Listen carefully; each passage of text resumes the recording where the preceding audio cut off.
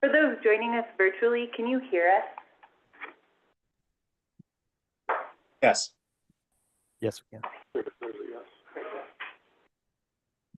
Should we call the meeting to order? Okay, could we call the roll, please? Governor Michelle Grisham, Commissioner Stephanie Garcia Richard, Treasurer Laura Montoya. Good morning, Present. CFA Secretary Wayne Probst, Here. Nick Tejas, Present. Catherine Allen, Here. John Bingaman. Here. Kelly O'Donnell, Here. Alan Sanchez, Present. Kurt Summer. Here.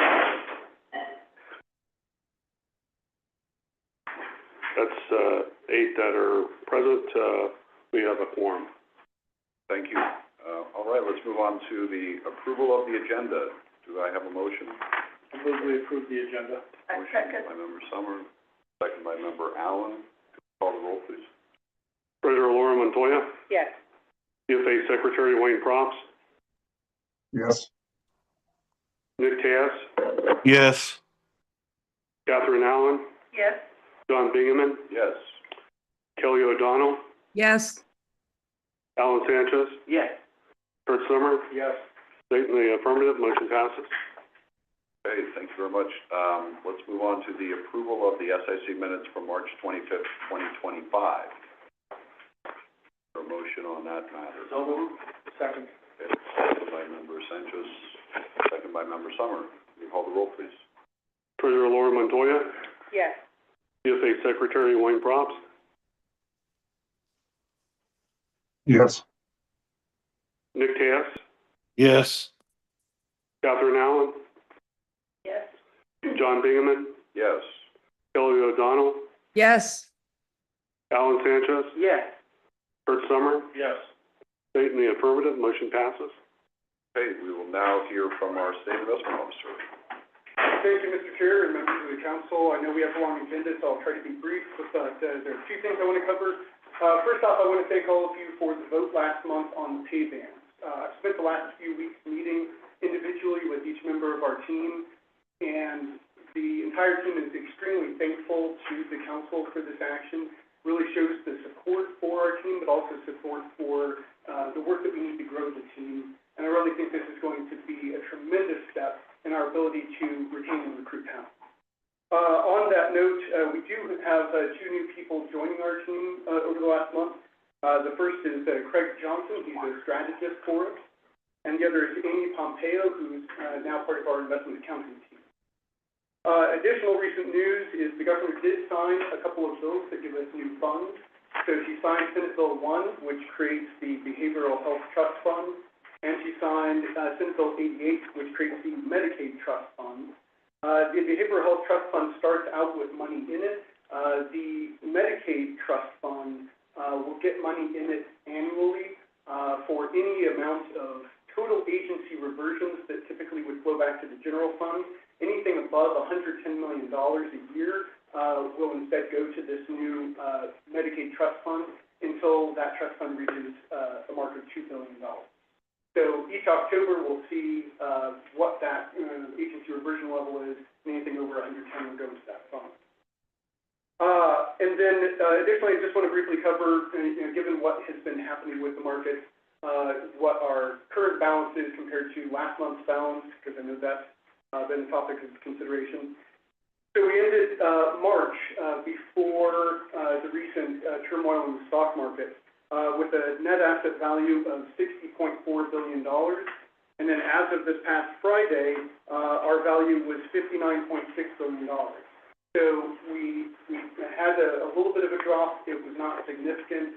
We are positioned very well right now to be able to withstand downturns and volatility in the market. So just want to ease any concerns that you may have about the level of our assets. With that, I'm happy to answer any questions. Any questions on the phone for our State Investment Officer? Questions in the room? Okay, Hearing none, thank you very much. Let's move on to our Chief Investment Officer briefing. Thank you, Mr. Chair, and good morning, everyone. Well, as John mentioned, continued volatility in the equity markets in particular, but also currency markets are a little roiled, and the bond market's been bouncing around a little bit more than normal. A lot of it on conflicting news and other information that's out there. I think there's three things really for us to keep in mind. The first is we've been expecting much of what's going on. So if you look over the last 2 or 3 annual investment plans, you'll see discussions of awakening inflation, higher interest rates, federal deficits and spending. We talked a good bit about deglobalization and regionalization, heightened geopolitics. Just a much different environment than we had from post great financial crisis up to about the COVID time period. And we talk a lot about that in the annual investment plan, that we are in a much different environment than we had for that about 15 years or so. The second is near-term market activity like we've had in the past couple of months.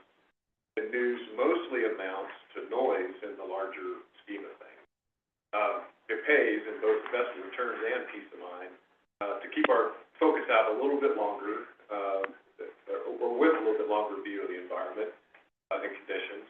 And by investment process and design, we have a way of doing that. And that's specifically through our annual investment plan, more generally through the macro package that we bring you each spring, where we talk through all the things that affect the portfolio on a little bit longer basis. So the investment team is hard at work finishing up the macro package and specifically the annual investment plan. We'll bring that to you in June and hopefully have a good discussion around that. Lastly, as John mentioned, we are just uniquely positioned for the more challenging environment that we have right now. So we've got unusually high amount of liquidity. We've got a strong awareness of current events and in the context of the longer view, and also a solid investment plan, which we come here every month and execute with you all. So I think we're in pretty good shape in terms of weathering this volatility and some of the conflict and confusion that seems to be out there today. In terms of portfolio management, we're still seeing good net capital draws, which is to our favor and a byproduct of the asset class director's good work over the last 3 or 4 years. Our strategy group is evaluating a new strategy that could result in more capital being prudently invested in risk assets, and we'll bring that to you for some consideration next month. Mr. Chair, with that concludes my presentation. Okay, thank you. Any questions for our CIO on the phone or in the room?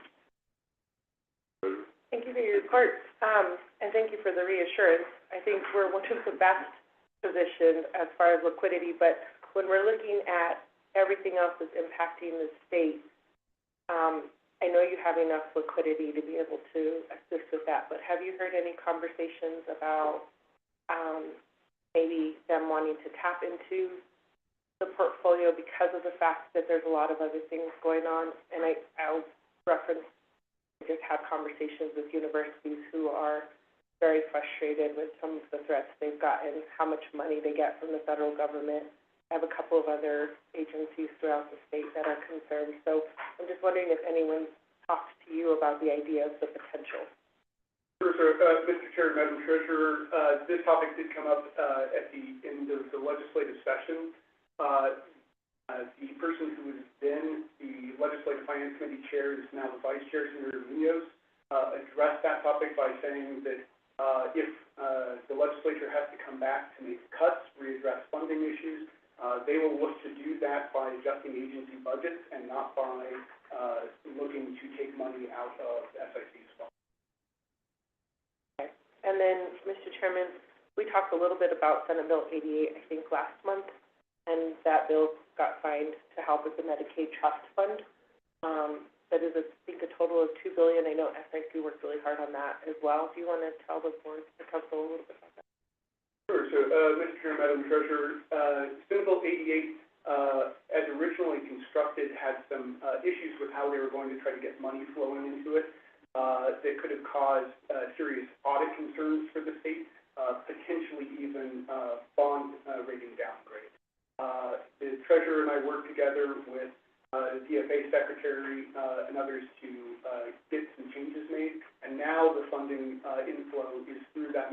mentioned, where, there are always agency reversions back to the general fund, and in this case, anything over $110 million, instead of continuing to flow to the general fund, would instead flow to this, new Medicaid trust fund. The bill received, incredible, bipartisan support, on its way through the legislative process. So, this really is a great, bill for the entire legislature, the entire state to celebrate, as it helps, protect New Mexicans who are, much more reliant on, Medicaid than people in other states, but also it helps, to protect against potential, federal cuts down the road.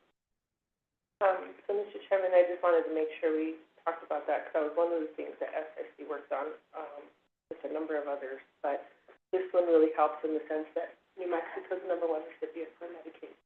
33% of all New Mexicans are on Medicaid, and almost 80% of all of our babies are born into Medicaid. So that was one of the biggest, I think, things to carry across the finish line, just to be preventative. And then the last thing is the LC report came out. I know I emailed you like at 10 o'clock at night last night, but what's your guys' thoughts on the severance tax permanent fund information that they mentioned in the LC report? Mr. Chair, Madam Treasurer, I haven't had a chance to see, the finalized report yet. We got a copy, an early copy a few weeks ago, but hadn't had a chance to see the finalized version. They typically continue to talk about, two issues when it comes to SIC. One is the trailing performance of the severance tax permanent fund, which we've talked a lot about, that, some of that is under our control, and is partly the topic of discussion of the, New Mexico structure study that's before you today. But the other parts of it aren't, in our control. It's money that, past staff, past council, determined years and years ago, how to invest, or with money the legislature, decided very specifically, this is how to invest it, knowing that those investments were going to earn literally no return, such as with the emergency COVID relief loan program. That program from the very start, was not intended to actually earn a positive return for the state. It was designed to get us out of, an economic crisis that we've never seen before. But that continues to weigh on, that fund. One thing that we were looking to do as part of, the New Mexico structure study that's before you today is put the, New Mexico investments that we've been making over the last 3 years into a new pool where that performance will be measured separately, so that, we can easily show you, the council, show the public, and show the legislature how our current strategy is performing, separately from being bundled with those other things that we no longer have any control over. Okay, thank you very much. And again, this is more of an economics question. We're seeing, so good where we are, but I think we're in times that we haven't seen before. And I'm concerned about the flight away from the dollar, the bond market. Could you go into a little bit more detail about that? Then what does it mean to us if, in particular, China decides to sell more? They hold a lot of our debt. So what will that do, not just to our portfolio, but also what will it do to the economy, and are we headed towards a depression? Yeah. China's the second largest holder of U.S. Treasuries, our strong trading partner and historic ally Japan. UK's third in terms of holdings. So we've got, in terms of sovereign holdings of our debt, we've got quite a bit in some pretty strong hands. Not China, but certainly Japan and UK. We've seen the dollar decline a little bit. I would say first it was up pretty high. So we're not declining from an average or low level of the dollar relative to other currencies. We're declining from a pretty high level. So now we could even call it a correction against its previous valuation, at least to a degree. I think a lot of what's going on just supports what the view we've been having, and that's higher interest rates. And these higher interest rates really are more normalizing rates. So 2% treasuries that we had, you know, during the COVID timeframe were even 0.5%. A lot of them COVID on the 10-year treasury. And, you know, 0% on the short end, those are unusual levels of interest rates. So, you know, 4 3/4% or 4 7/8% on the Fed funds, and, you know, 4.40 today or 4.35 today on the 10-year. Those are more normal interest rates. They're much higher than they have been, but they're more normalized. And our current level of inflation is not unusual. You know, long-term inflation is 2.5%, 3%, roughly where we are today. So a lot of what's happened from, you know, pre-COVID, even in, you know, 2021, has been more of a normalization than anything. You know, I think certainly any budget cuts that come out of the federal government will slow the economy some. But the federal government's been pushing, you know, 6-7% of GDP into the economy over the last 4 or 5 years. And previous to that, it's been 2, 3, or 4%. That's unusually high deficit spending. We don't see 6 or 7% deficit spending except in, you know, the Great Depression era. And I think back just after World War II, or during World War II, we saw deficit spending then, but most of it. A lot of what's going on is normalization,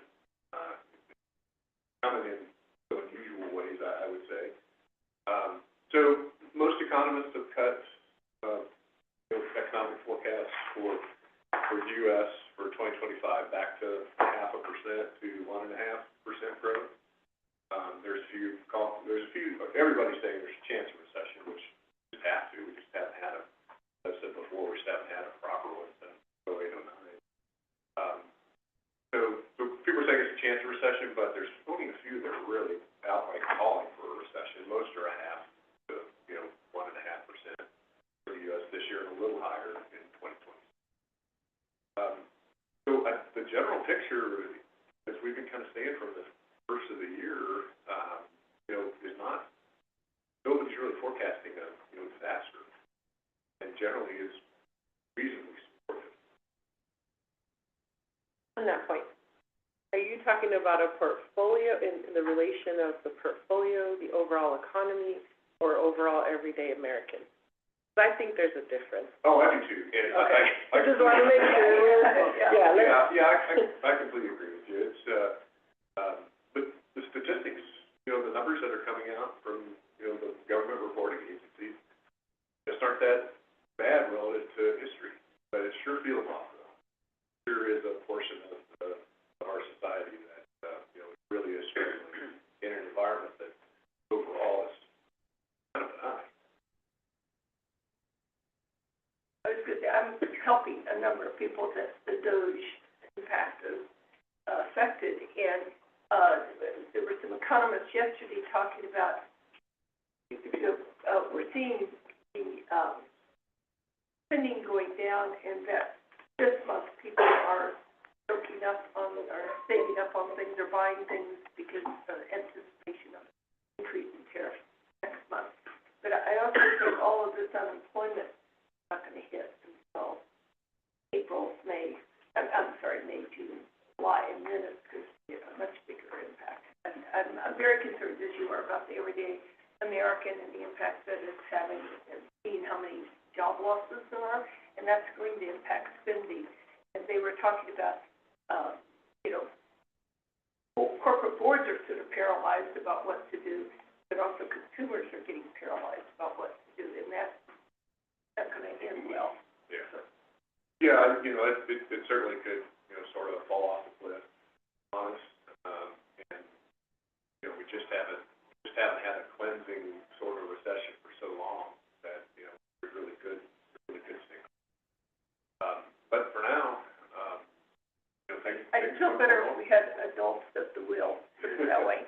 And what we're going into, at least what we went into in the financial crisis in 2008, we had people that knew what they were doing. I think there's a loss of trust about that, so that makes it scarier because we don't. And, you know, like you said, Japan and and the UK and hold a lot of our debt, as does China, but we're not much for them right now. So, you know, I worry just about the relationship, you know. There are a lot of things that are going wrong that could impact.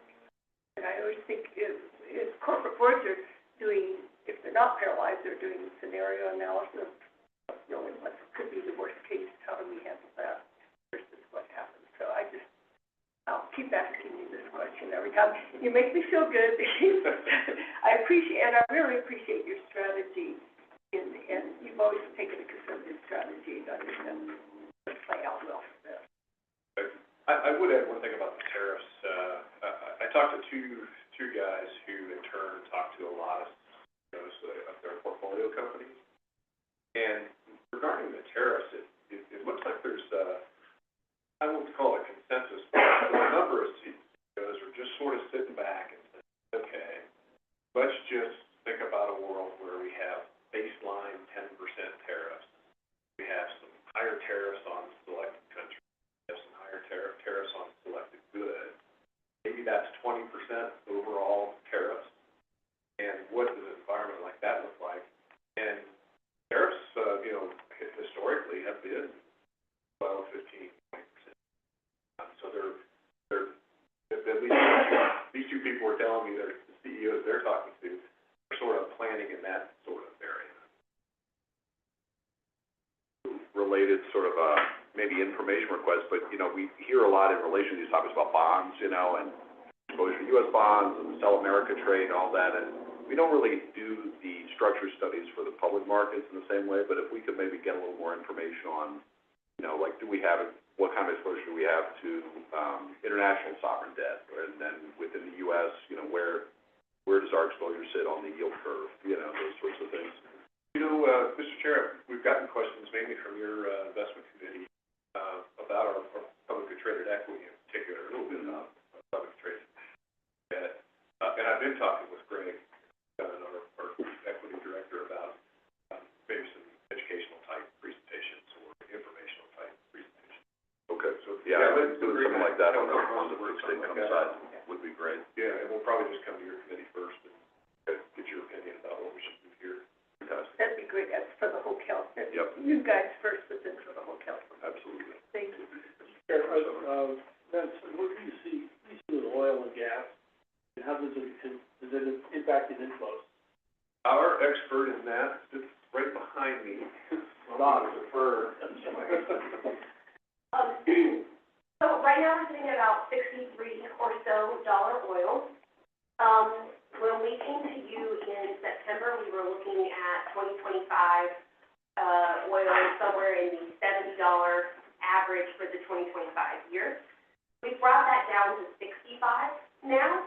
It's a little higher than where we are at the moment, but that's because a lot of the production that's going to flow into 2025, the calendar year, has actually already occurred because we're on that 3-month lag.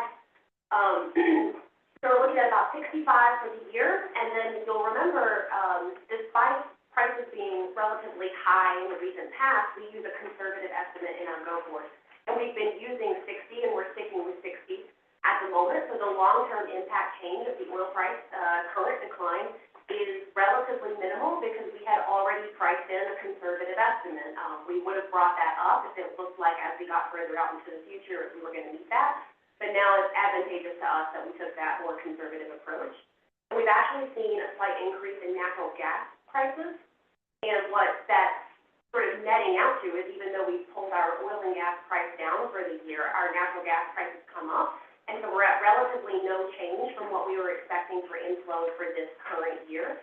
And the outlook isn't terribly different. We're actually bringing a full presentation to you next month to give you a full rundown of what we're looking at and the updated scenarios. So we do a high scenario and a low scenario.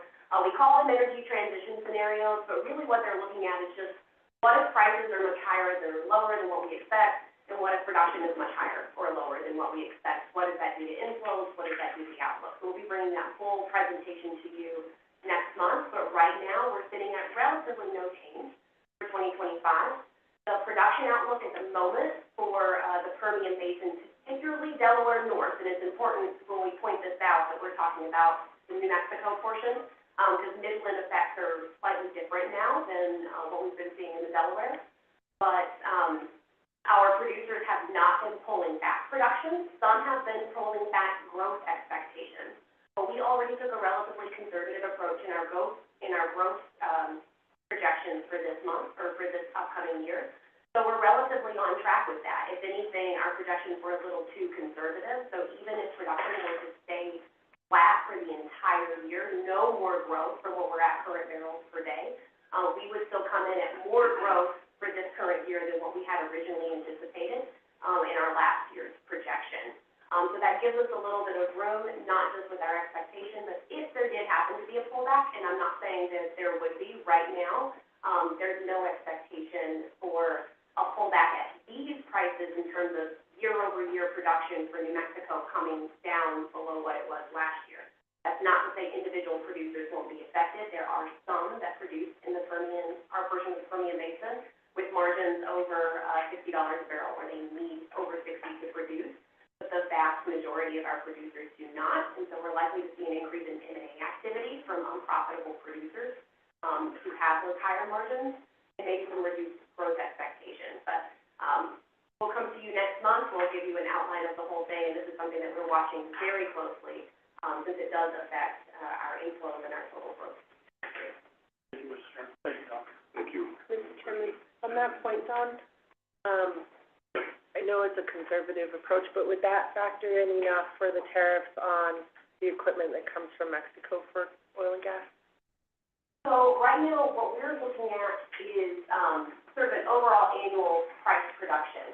Now, one of the scenarios that we have, Rystad Energy has actually recently come out with, an analysis that says, tariffs could potentially have an outsized impact specifically on the oil and gas industry, depending, because of, supply chain effects, and not just, within oil production, but also within oil demand, so aviation, transport, et cetera. That there could be an outsized production or outsized impact on prices, but it really depends on the extent to which we see all of this flow through. One scenario that Rystad has is that prices could go to 30, if global oil demand were to drop by, say, half, so instead of 2.5% of global GDP, instead of growing by 2%, we're to grow by 1%, that we would actually see a really significant impact on oil prices. So that's something that we watch in our scenarios for that low case to see if that would happen. Right now, it's not the base case, but we do look at that to see what would happen if prices did decline that far, and that is a possibility, but not one that's in the baseline. So thank you very much. I appreciate that. So, Mr. Chairman, I think the takeaway for me is that on one side, the Sovereign Wealth Fund, the pension funds in New Mexico are doing amazing. All this is noise.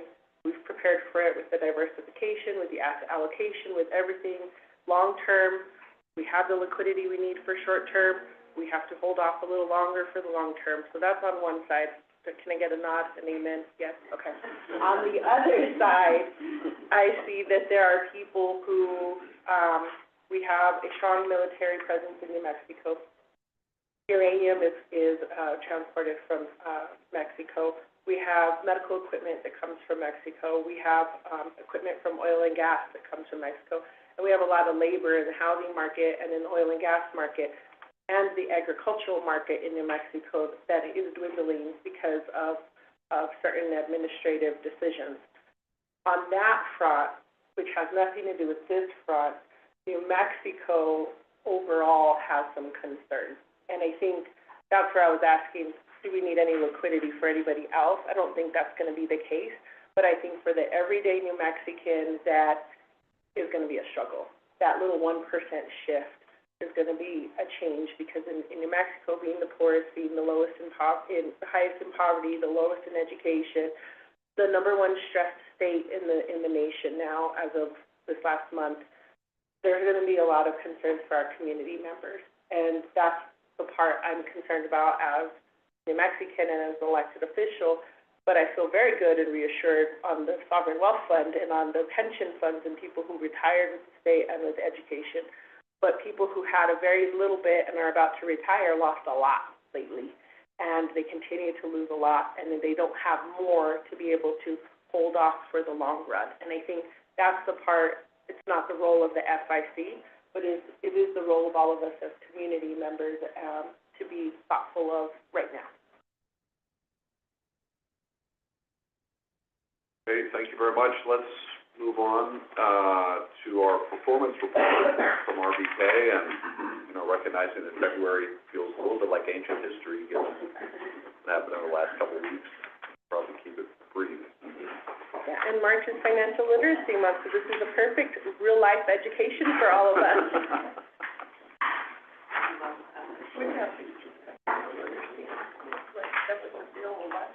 I didn't get it, I lost that last vote. I just wanted to give a brief update to the council. We've been working internally very closely with RBK on improving our performance reporting. We envision probably with the first quarter report. We're making good headway. We are making good headway. We expect that you'll start to see some meaningful changes soon. And, you know, as you know, you're a very important part of this process. These reports are for you. And, so please, you know, throughout the process, you know, provide us with your feedback. So with that, February has been a long time ago in time and in the market. So just a couple comments there. As Nessie Land Grant is outperforming its benchmark. You have 4 funds with interim targets still. One, the tax stabilization is actually at target.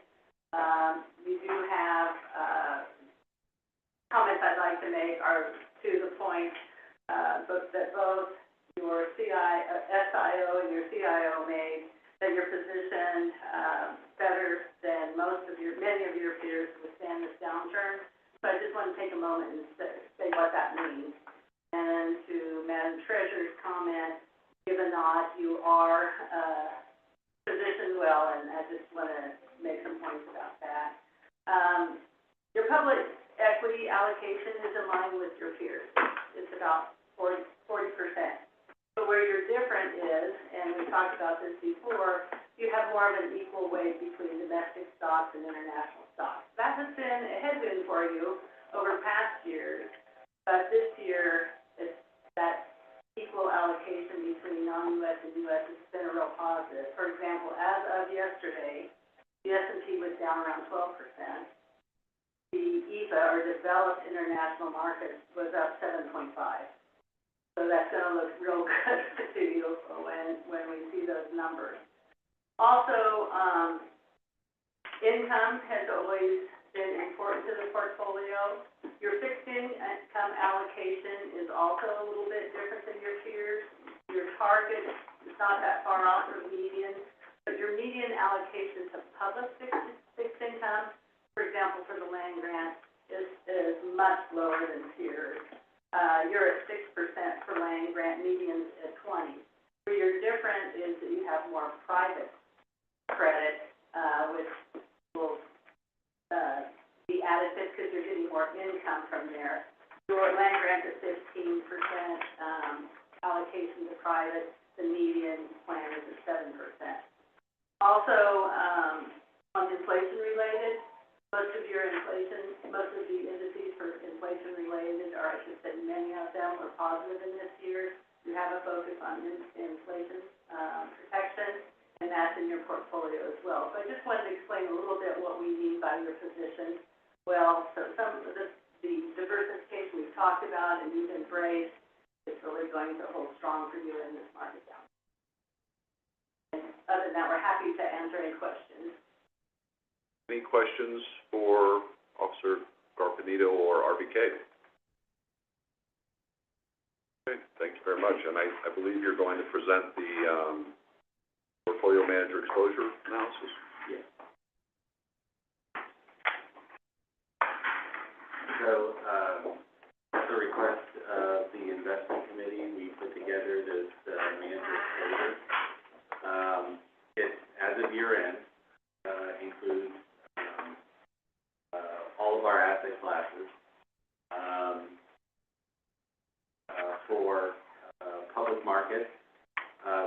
down, exposure by active and passive mandates. On the private side, passive mandates are not applicable, but what we're using there is, the market value plus the unfunded commitment. This report also includes all the subsequent commitments that we've made. And then, over to the right, you see that we have, the total exposure to the firms, but then we've also, taken opportunity to highlight the active exposure to each of those firms. And the active exposure is what is specified in the investment policy statement. That's a 10% limitation. Also want to take note that there are, a couple of the managers on the top 20 list who are on the agenda here today. JP Morgan, that is a renewal, so there's no new money there. And then, Ares, there's a private credit commitment, but just wanted to note that Ares is, our 12th largest.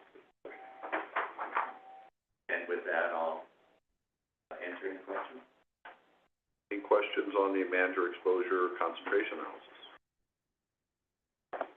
Hearing none, thank you very much.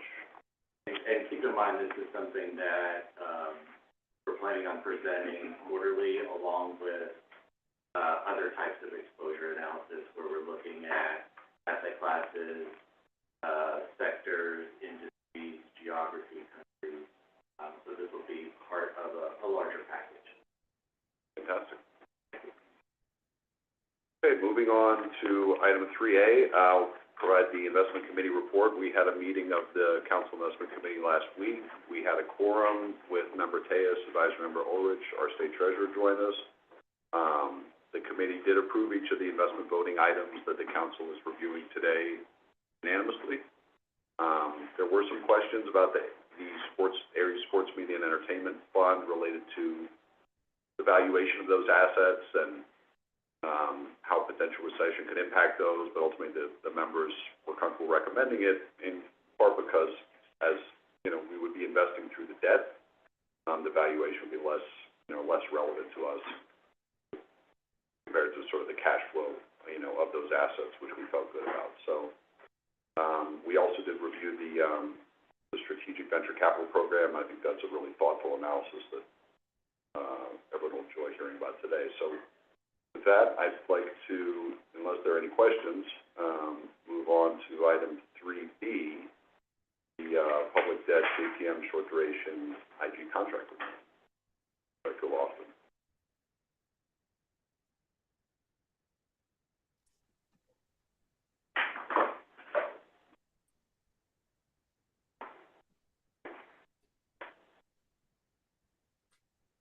Thank you, Mr. Chair. For this recommendation, I believe we're on page 59 of your materials. For this recommendation, I have Ryan McCauley, our senior debt analyst, and on the online we have Matt Sturtevant from RBK. Yes, that's right, Tom. You got Matt and then also Ed Zablon from RVK on the line. Hello. Great, thank you. We also have Joseph Histor with JP Morgan Asset Management, if there are any council questions. So just as a brief prelude before I turn it over to Ryan, in public debt, over the past 2 years, we have been leaning into shorter duration strategies, but also strategies with greater flexibility. So the council added AllianceBernstein short duration high yield strategy. The council also expanded the mandate for Shanklin short duration strategy to make it more into a liquid multi-asset class strategy to give that manager greater flexibility for that strategy. Certainly credit spreads have increased, rates have also risen, so all public debt has experienced negative returns over the past rolling 30 days as well as since Liberation Day. Nonetheless, our short duration strategies, both the investment grade and below investment grade, have performed as we had hoped, and they have shown good resilience relative to our longer duration 4 and 4+ strategies. hopefully this will continue, for the remainder of the month. So with that, I'm gonna turn over the recommendation to Lauren Call. Thank you. Investment staff recommend renewing the State Investment Council's contract with J.P. Morgan Investment Management regarding short duration investment grade strategy for a period of 4 years, expiring April 30th, 2029. It exited upon 30 days notice to the manager without penalties or fees, will retain the existing fee schedule and most favored nation laws. JPM's performance has been satisfactory, and staff, in consultation with RBK, believes that the fees charged are competitive within the marketplace for similar services. Expected substantial changes to the investment guidelines are changing the investment objective to outperform the benchmark by 50 basis points net of fees over a rolling three-year period. This raises the performance expectation and orients the objectives to what we ultimately care about, return net of fees, as opposed to the prior gross fees objective. Using a rolling 3-year period provides more clear goalposts than the previously stated market cycle. 1 to 3 gov credit will still be the benchmark. Another change is to decrease the weighted average credit quality to BBB+ or above. This is an decrease from single A- or above. BBB rated debt outstanding has grown over the years and is a large piece of the investment grade credit markets. Today, BBBs make up roughly 40% of all corporate debt in the 1 to 3 gov credit index.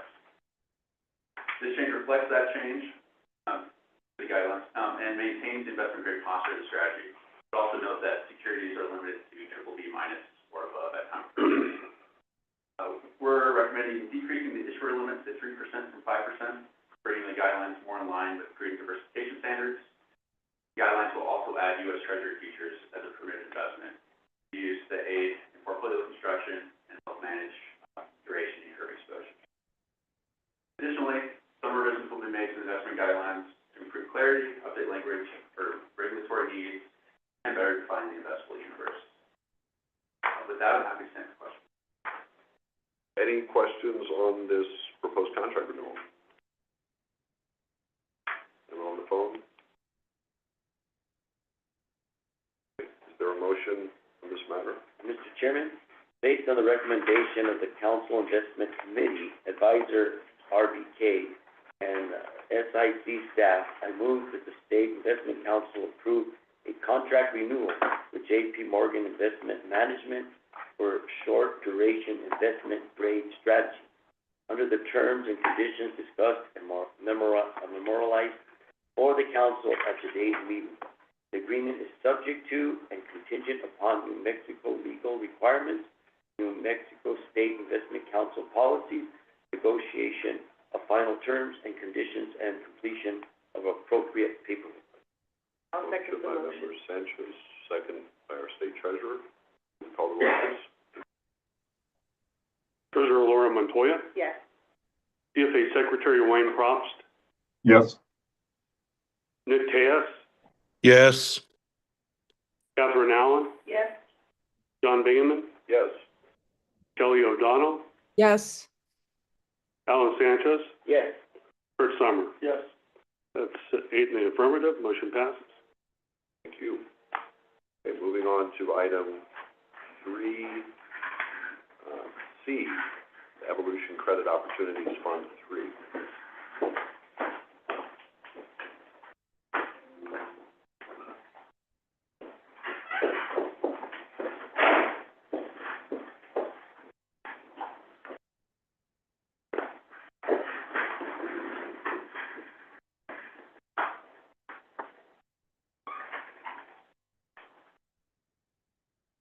Thank you again, Mr. Chair. For Evolution Credit Partners, Evolution Credit Opportunities Fund 3, on page 82 of your materials, with me for this presentation. There are dates from Nikita, Renee Hansen, co-founder and managing partner for Evolution Credit Partners, and then Mary Marinelli, managing director with Evolution Credit Partners. SIC staff, in consultation with Nikita, recommends a commitment of up to $150 million to Evolution Credit Partners, Credit Opportunities Fund 3, what we're going to refer to as ECO3 in this presentation. ECO3 will be managed by Evolution Credit Partners. This ECO strategy offers differentiated financing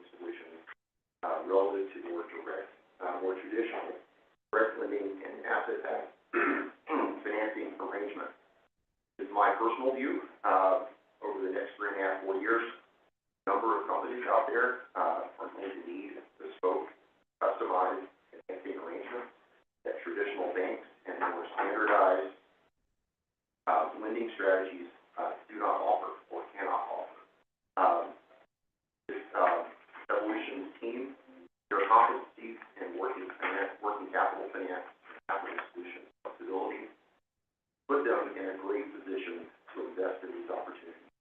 The commitment will be assigned to the special situations category in the private debt market strategies portfolio. With that, I'm going to turn it over to Mary. Good morning, trustees. As Tom mentioned, Evolution Credit Partners, the firm, is a private credit specialist that was founded in 2000 as a spin-out of the Harvard Management Company. The senior team members have worked together for over 25 years. The firm is currently comprised of roughly 40 professionals and manages roughly $3 billion of assets under management and has deployed approximately $8 billion since inception. The strategy that we're talking about today, what Tom has referred to as ECO3, is a capital solutions fund. It is focused on offering private credit financing where the manager is directly originating, otherwise making loans to corporate credit to corporate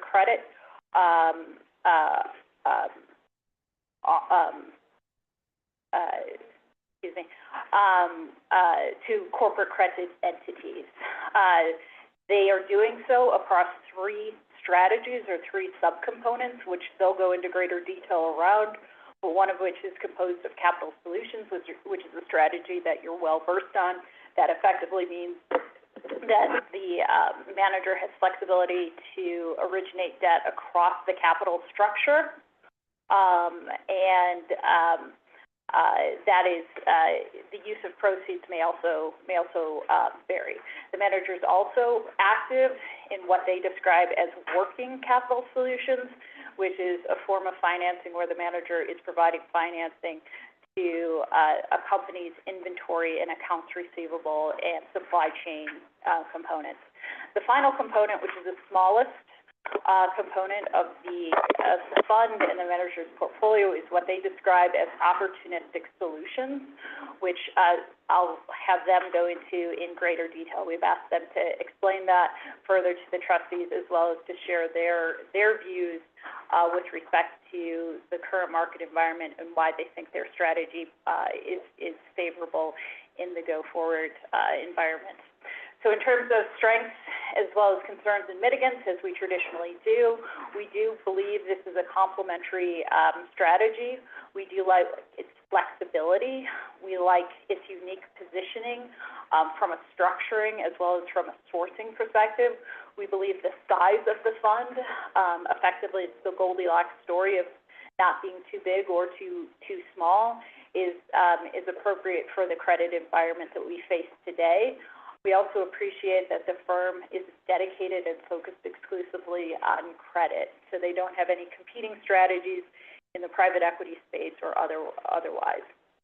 In terms of considerations, things that we would draw your attention to, the length of the track record is limited. Fund 1 was not representative of the strategy that is being employed in Fund 3, so the track record effectively dates back to the Fund 2 period. However, they have executed this strategy from their time at the Harvard Management Company, and they can speak to that as well. And they also have a track record where they have executed and met the return expectations for this fund. We would highlight that the opportunistic solutions component is largely comprised of credit-like products with a probabilistic payout.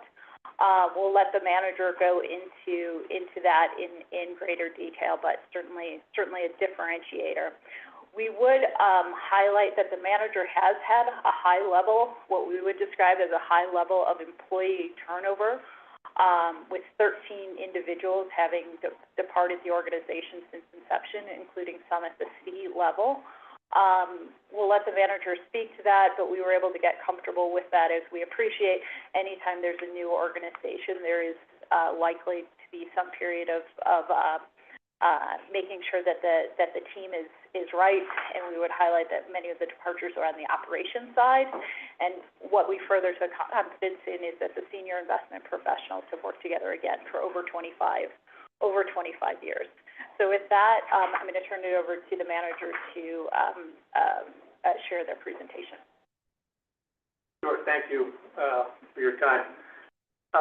My name is Renee Kennison, co-founder and managing partner.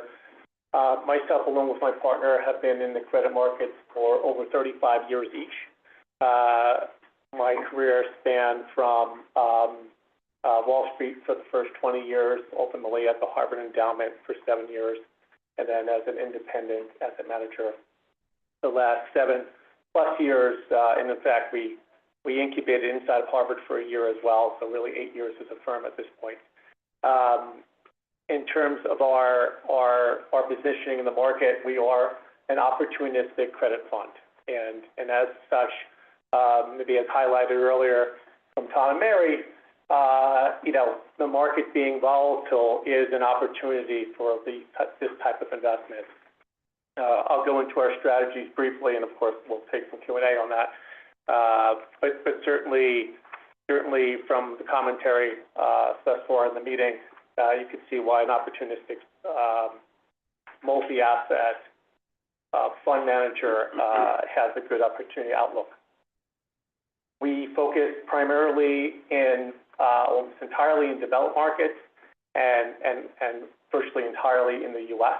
So U.S. dollar, no currency risk, no emerging market risk. And as Mary said, we are a lender effectively. The way we lend, though, is the uniqueness of us. We operate a little bit like a boutique investment bank would, where we have a fuller menu, as opposed to being just a direct lender or just a mezz lender or just a long-term or short-term lender. We do approach the market with a bucket, and those solutions go from capital solutions, which is more traditional, which is effectively term debt lending in a customized format. We call it up and down the stack, from senior to subordinated. But we also have a working capital bucket, which is a little unique for a direct lender. And that gives us the ability to work with our clients and to optimize both their financing needs, but also the financing needs which we think are the best risk-reward for our investors. And we think that's a huge opportunity set for us. And then lastly, we have a bucket which we call opportunistic solutions or risk solutions. Those solutions have some unique characteristics in that they allow us to do both on and off balance sheet financing solutions for clients in the form of both funded and unfunded, i.e. in the form of guarantees or some kind of synthetics, which allow us to really isolate our risks and reduce our risk through a more structured product, and of course, hit a high return hurdle. The one thing I would suggest when you look at those three buckets, and maybe went to some of the earlier commentary in the committee, is that much of these products are actually shorter in duration. In fact, the working capital bucket and the opportunistic bucket tends to be very short duration, which allows you to reset in volatile markets, both your pricing and structure, and as well as exit investments when you choose to exit them quicker, as opposed to term debt where you're stuck a little longer in the illiquid market. So we find this strategy characteristics are very solid for us in all marketplaces. So I'll pause there. Very much. Any questions on the phone related to Evolution Credit Opportunity Fund 3? Questions in the room?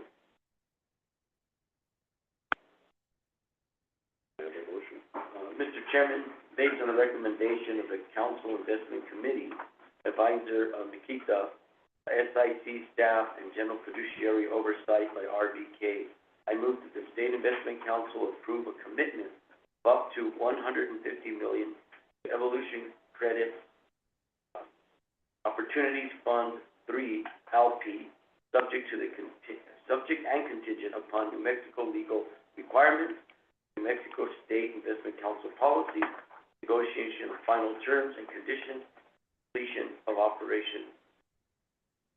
Very much. Motion from Member Sanchez. Is there a second? Second.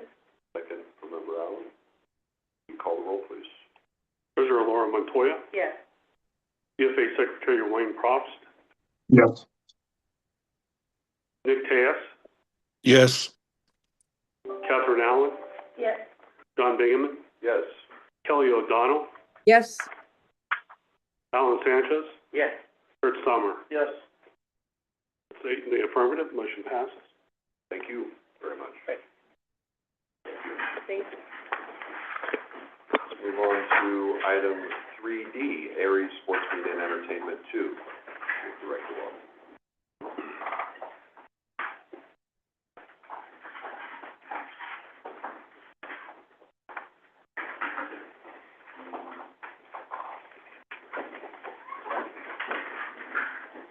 Thank you again, Mr. Chair, for, Aries Sports Media and Entertainment, Fund Two. I think we're on page 158 of your materials this time. In addition to Barry Bates from Nikita, we also have, Luis Rodriguez, who is, head of operational due diligence. He's joining us, remotely, to help answer any questions. We also have from Aries, we have Mark Appalter. He's a partner. He's the portfolio. He's going to be the primary portfolio for this strategy, and he is co-head of sports media and entertainment. Next to Mark is Myra Cacho. She's a partner at Aries, and she's co-head of U.S. Director of Lending Product Management. And then down at the end, Agni Gandhi, partner, and Gandhi is the head of the West Region of the Americas Relationship Management. For this recommendation, staff in consultation with Nikita recommends a commitment of up to $150 million to Aries Sports Media and Entertainment Fund 2, what we're going to refer to as SME2. SME2 will be managed by Aries Credit Group within the Aries Management Corporation.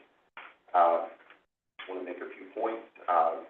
Certainly as follow-up to some of the credit committee comments and questions, and this just for my own thoughts. Aries is one of the largest, if not the largest, managers in the private markets arena. Our total Aries exposure, just referring back to the report earlier, is approximately anywhere from 2 to 3% within both private debt and across the consolidated SIC plan. The addressable market, and certainly we've had a very long relationship. I think the relationship goes back to what, 2005? Around there? Yeah. The addressable market for this strategy is, in my view, exceptionally broad. It goes across sports, media, and entertainment. It is highly diverse as well. And it's going to give the SME team the breadth to construct a portfolio of relatively idiosyncratic returns. Importantly, Aries was the first mover in the SME space. You guys were lending to this space before the global financial crisis, continued to lend through the global financial crisis. There's significant in-house experience with this strategy and with lending to these sectors. I want to emphasize that this strategy is focused on contractual and credit-oriented investments. The primary source of anticipated return is coupon income, not value increase. The expected loan to value is conservative in my view. SME1's average loan to value is in what, 40%, maybe a little less. I have direct lenders coming up to me bragging about 60%. So 40% is conservative. Sports and the adjacent industries have experienced low correlation relative to syndicated loans, high yield, and public equity. And importantly, from a lending perspective, valuations were resilient through global financial crisis and through COVID. And then finally, there's no gambling protection, no gambling exposure. So with that, I'm going to turn it over to Mary. Great. Thanks, Tom. So for the committee, Aries SME2 I won't spend time talking about the firm. I think we're all versed on Ares as an organization. But Ares SMA2 is a capital solutions focused strategy, so we are bringing two cap solutions funds to you today. This one's obviously more targeted in terms of its focus. This is focused exclusively on the sports media and entertainment space, which is a quite broad universe. The targeted return for this strategy is a net IRR of 15% or greater. The GPs indicated that they expect roughly 2/3 of the portfolio or the fund to be focused on sports companies, and the remaining 1/3 to be focused on media and entertainment. Within the sports segment, that encompasses sports teams, sports leagues, and sports operating companies. In terms of the growth of the use of proceeds, similar to other cap solution strategies, the use of proceeds is broad. It's meant to encompass growth capital needs, acquisition financings, add-ons, or refinancings. There will be, similar to other cap solution strategies, there's flexibility across the capital structure. The GP has indicated that they expect roughly 45% to be focused on first lien. We do have an expectation of seeing structured equity in this as well as PIK. The GP has indicated that roughly 50% of the deal should have some form of upside, but in the follow-up requested by the trustees, we did share the decomposition of returns, the expected decomposition of returns, and you would highlight that the vast majority is coming through income. So that upside is that. It's upside. The primary driver of the expected returns ties to contractual cash flows and or PIK. There is expected to be 40 to 50 investments in this fund. So in terms of strengths, what we identify as it relates to this fund and this strategy, we would highlight that what we believe are high barriers to entry. So one of the things that we like about this is we don't expect to see meaningful spread compression in this space like you have experienced in the sponsor-backed lending in the lending space. Proof of this is at this time, Ares is one of only 6 GPs approved to invest in the NFL. One of the key things that we like about this strategy, Ares' approach in particular, one of the things that we've tried to really emphasize is the strong downside protection. This GP's approach is very much focused on debt. Tom's right, Ares is one of the largest alternatives managers in the industry. They are the largest private credit manager in the industry by AUM, and so it is that debt-like focus that they are taking to this strategy. And what that means is that all funds or all investments in the fund rather have multiple paths to monetization and to exit, as well as strong covenant protection, as well as other forms of downside protection, which the GP can go into later. Not surprisingly, with a firm of Ares' scale, the manager has breadth of resources that they are able to bring to bear on this strategy, including being one of the largest direct lenders in the industry. So some concerns that we identified and we walked through and worked through to better understand how the manager mitigated it and how we could get comfortable with it. So one of the concerns in investing in this space was whether or not this was a billionaires club in investment and effectively a vanity project for investors. And I think the answer in short is to a degree it is. And that's actually probably a benefit because that creates in part the barriers to entry to the strategy. But the mitigant is the institutionalization of this space. So the fact that you have had managers such as Ares, obviously highly sophisticated investors come in and work with these companies and these teams, to create strong and robust, not only financial structures, but also help from an operating perspective, I think is one of the things that really gives us comfort. And also we do appreciate the barriers to entry on a go-forward basis. We've highlighted the concerns about, potential concerns about valuation.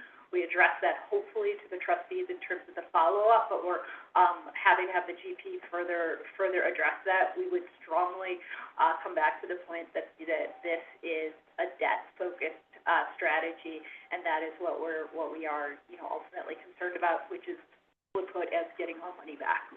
So in terms of one of the other concerns that we did have and we identified is that there are a fairly limited number of realizations. SME 1 was invested in late 2020, so it's, a relatively new fund. However, the GP does have a long history in this space, and certainly was able to provide a track record, in part as a carve-out of direct lending as well as a longer-dated track record. But happy to take questions or turn it over to the team to provide further color. Any brief remarks that Ares has would be appreciated, and we can open it up for questions. Sure. I'm happy to kick off. So just want to start off by thanking the council for having us here today. We're delighted to be here. As mentioned, joined by Mark Affolter, co-PM of the strategy, and Demira Cacho, who's co-head of our U.S. Direct Lending Investor Relations team. We feel really excited about the opportunity we see in sports media and entertainment. And as highlighted by Tom and Mary, I would point out 3 key things. One is the durability and resiliency of this sector. Second is the lack of correlation that you'll see with the broader markets. And third is diversification. As Tom mentioned, this is a really broad area, and so you're going to see a lot of diversification in what the team is looking to put together. I will start with just a brief comment on Ares as an organization, turn it over to Demira for a brief comment on our credit team, and then Mark will take you through the bulk of the presentation today. Just a quick reintroduction to Ares, as I know you've seen us before. We are now up to nearly $530 billion in AUM. That crosses across our 4 main verticals, the largest being credit, which we're talking to you about today, nearly $350 billion, and also span across real assets, private equity, as well as secondaries. We have over 50 global offices around the world, and it's something that we feel very proud of in terms of the footprint that we have in directly originating the deals that we do. I will hand it over to Demira. Thank you for having us today. I'll just add very quickly on for those who have this presentation. Just wanted to highlight our credit group, which, as Stephanie mentioned, today sits at $350 billion of assets. We've been investing together for over 20 years. We think we've built what's truly a global platform, over 550 dedicated investment professionals and businesses that we think are quite synergistic. We think the strategy is differentiated not only by our ability to invest up and down the capital structure, but also across the liquidity spectrum. And as you can see here on the bottom of the slide, from syndicated loans to bonds and also illiquid strategies like our direct lending business, which is where our sports media and entertainment strategy sits today. We think that there's 3 very important advantages to the scale that we bring. That's that scale, direct origination, incumbency.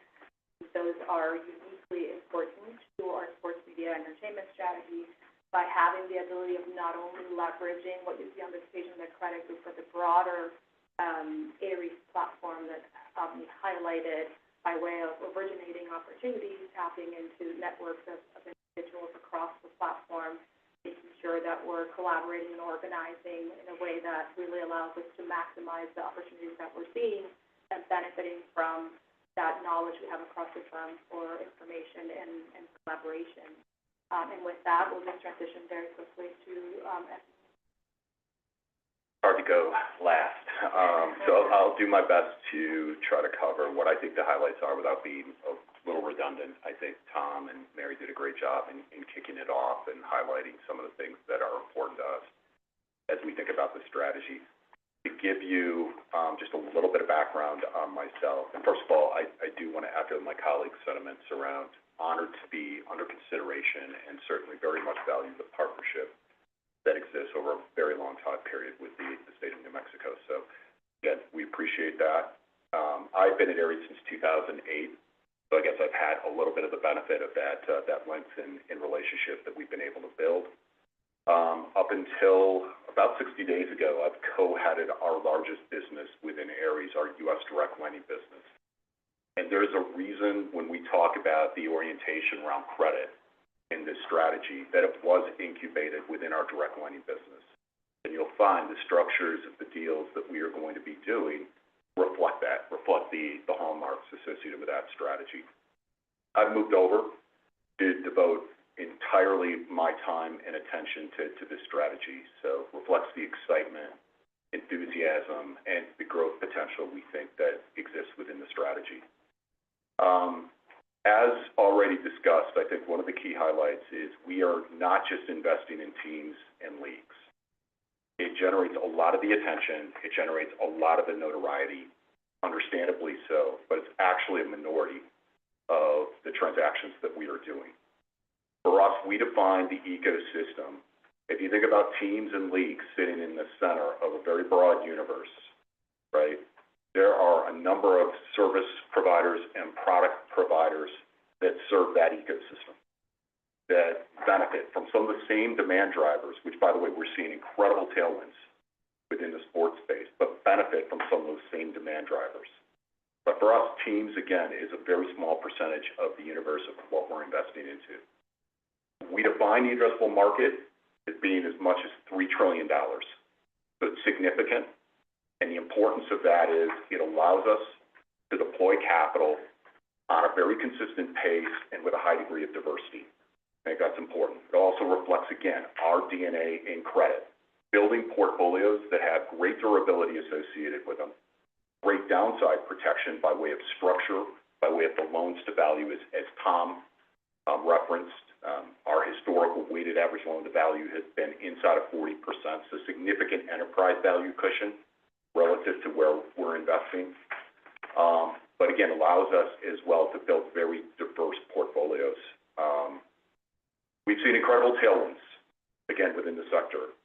When we've looked back over history and looked at various periods of time where there's been volatility from a macroeconomic standpoint, from a consumer spend, from a GDP standpoint, what we've seen is very consistent, unabated growth, except for one period of time, and that was during the pandemic. During the pandemic, games stopped, where teams were playing in front of empty stadiums, and that shrunk, obviously, the amount of spend that we saw. But absent that period of time, we've seen very consistent growth. When you look across teams and leagues, the revenue dynamics since 2007 have grown at a 5 to 6% clip. Very consistent, and grew 5% during the GFC, and grew 10% coming out of the pandemic. So again, it is one of the elements that we love about the asset class. It's durable, it's resilient, and it lacks in correlation from a macroeconomic standpoint and from a capital market standpoint. If you really get into the statistics on it, it shows very low coefficient, variations with respect to either GDP or with respect to consumer spend. I think we've seen that play out importantly with respect to our track record. We've invested over $10 billion, close to $11 billion now in capital since 2007 within SME. Importantly, about 5 to 6 of that has come within the last 5 years, which reflects, again, the dedication that we put behind the strategy, putting a dedicated fund, a team, and leadership. It's just amplified the growth opportunities associated with the strategy.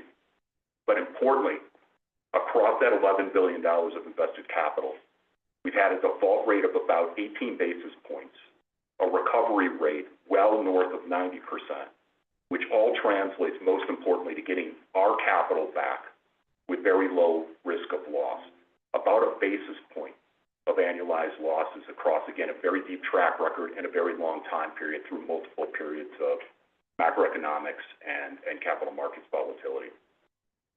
One of the key reasons for that is when you look at for example, teams or leagues that we may invest in, a good 50 to 80% of the revenue stream comes from very consistent, long-tailed media rights and corporate sponsorship revenue. It reflects one of the elements that we love about the strategy, and that is the value ascribed to content, particularly unique content. And there is nothing more unique than event-driven, sports-related content.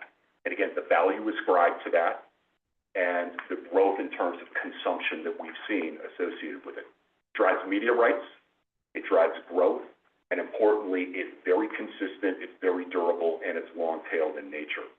And that translates across other elements of the universe that we're investing in. Music, see great growth in terms of streaming. Or youth and amateur sports, an area that we like a lot. We've invested in 4 different youth and amateur sports-related platforms.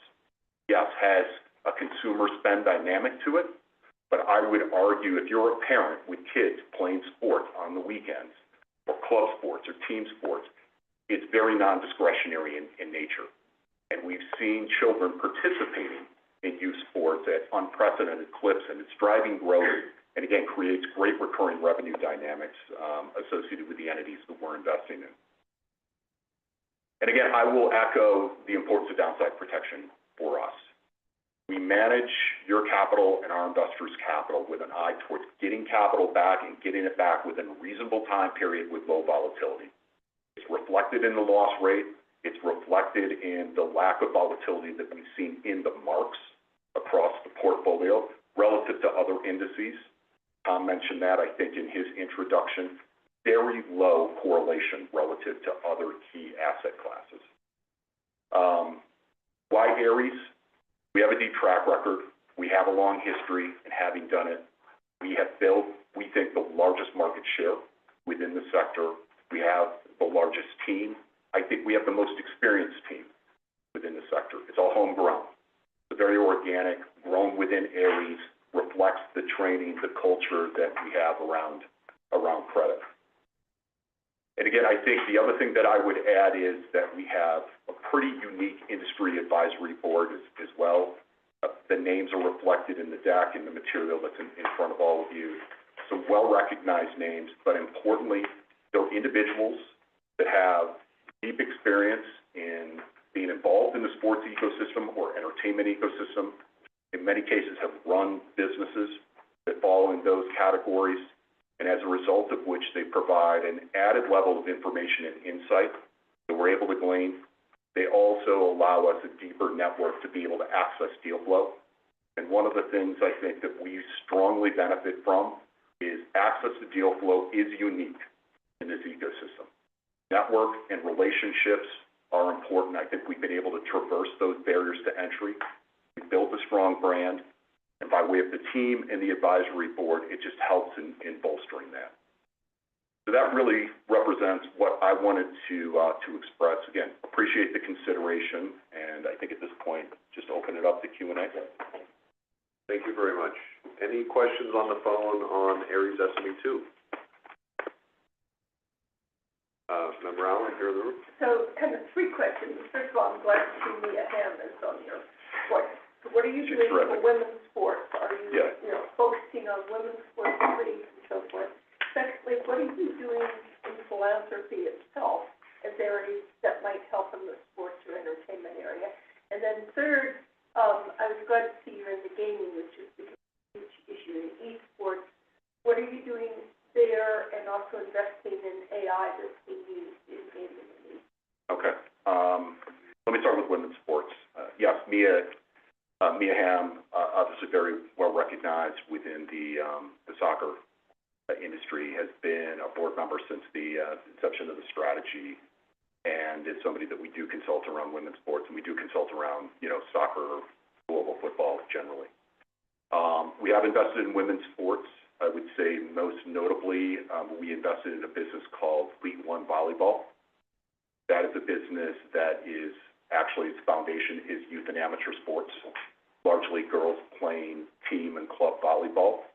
It's expanded into now what is going to be the first professional women's volleyball league.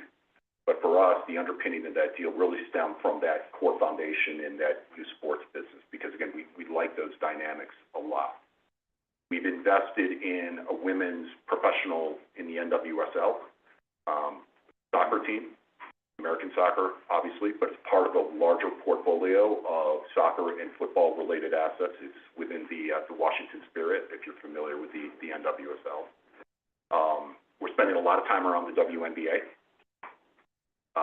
We just recently, I think within the last 5 weeks, we're in front of the commissioner, Kathy Engelbrecht, and would love to find an opportunity actually to invest in the WNBA. The challenge for us has been sometimes around, there is a lot of energy in women's sports and a lot of attention in women's sports right now. The audience, the demographics are growing in a really meaningful way.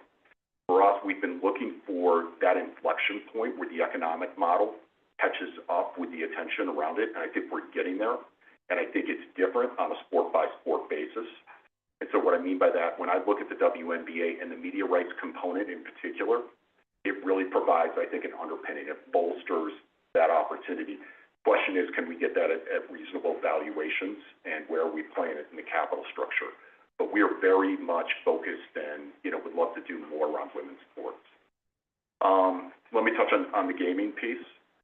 So gaming, and again, making the distinction, which is very important, away from gambling. We're not doing anything in the gambling sector.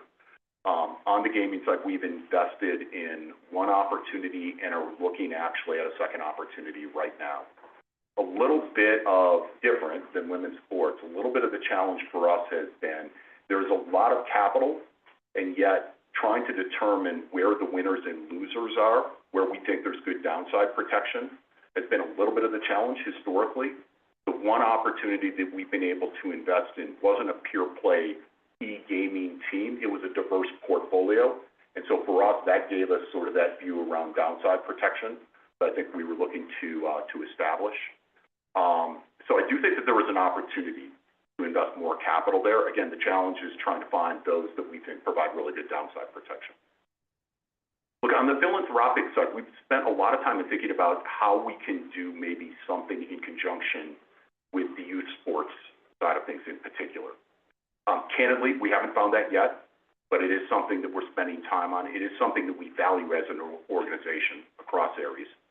For example, our Pathfinder Fund and other funds that, are devoted to trying to find ways to increase the philanthropic side.